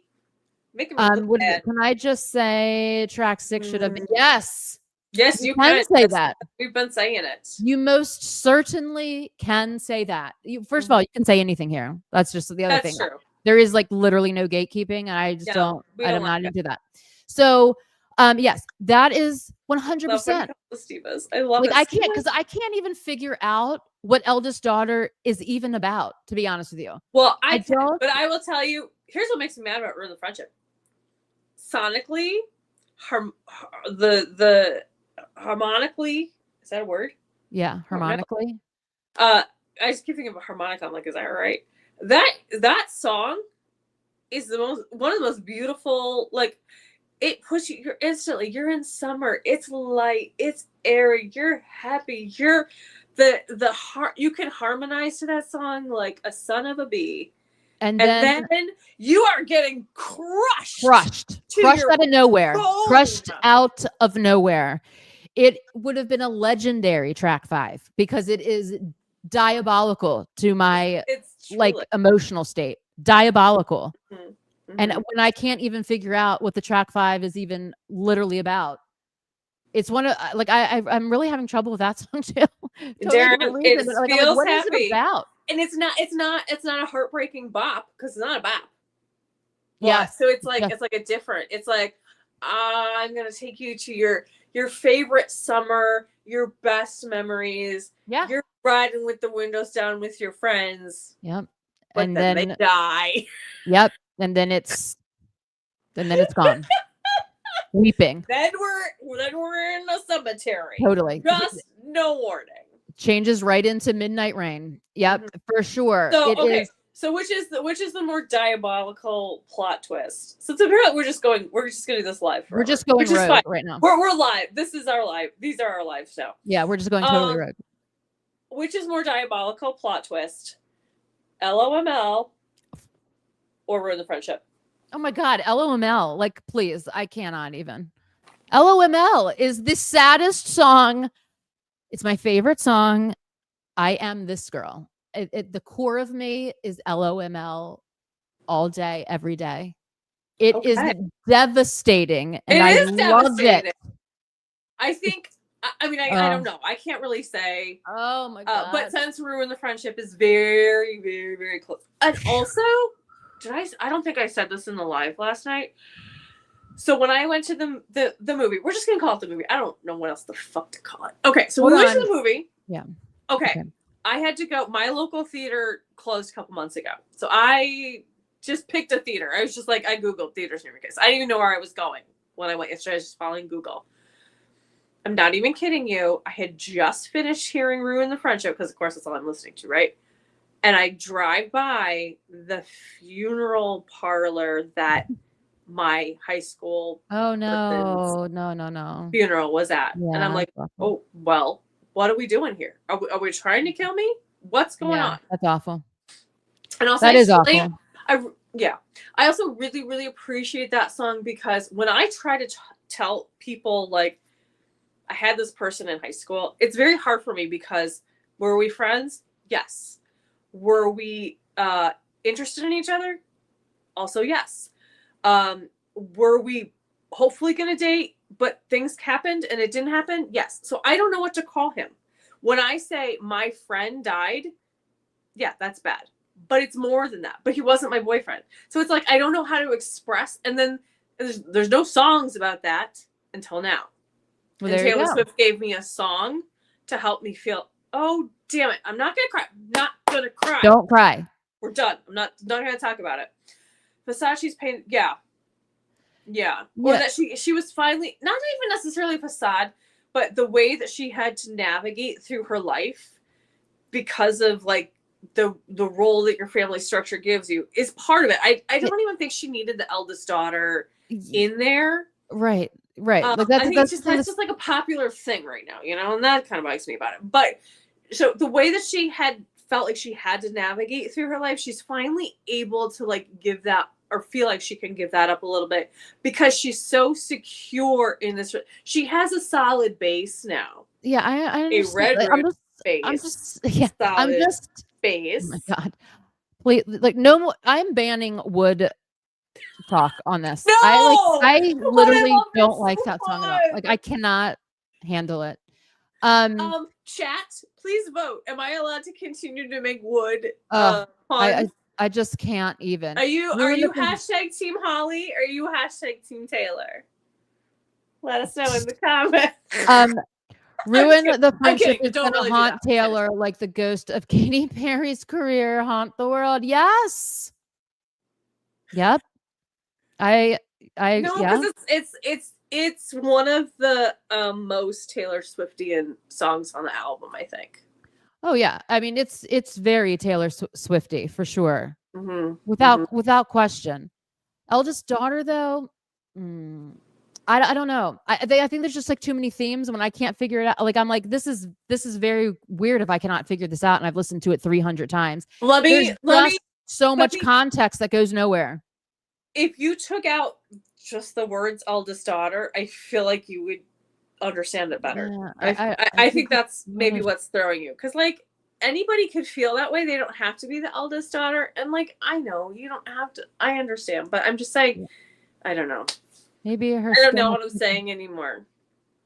She's not that bad. It's 11 o'clock. I've been in a cardigan for like 4 hours now. Yeah, like she's a pathological people pleaser. Hold on. So like she doesn't want to let people down. Like true. But like the thing that I'm having a hard time parsing here is like the father figure, my dick's bigger than yours, badassery with the like, do you know what I mean? Yeah, I don't know. Like there's just too many themes going on in that song. I don't know. I appreciate that her man's size, but like, yeah, it's not a song that yeah, exactly. And the writing is just atrocious. It's atrocious. It's not good. I have and it's the worst song she's ever written. It's the worst song she's ever written. No, Beautiful Ghost is the worst song she's ever written. Let's be real. It's the worst song.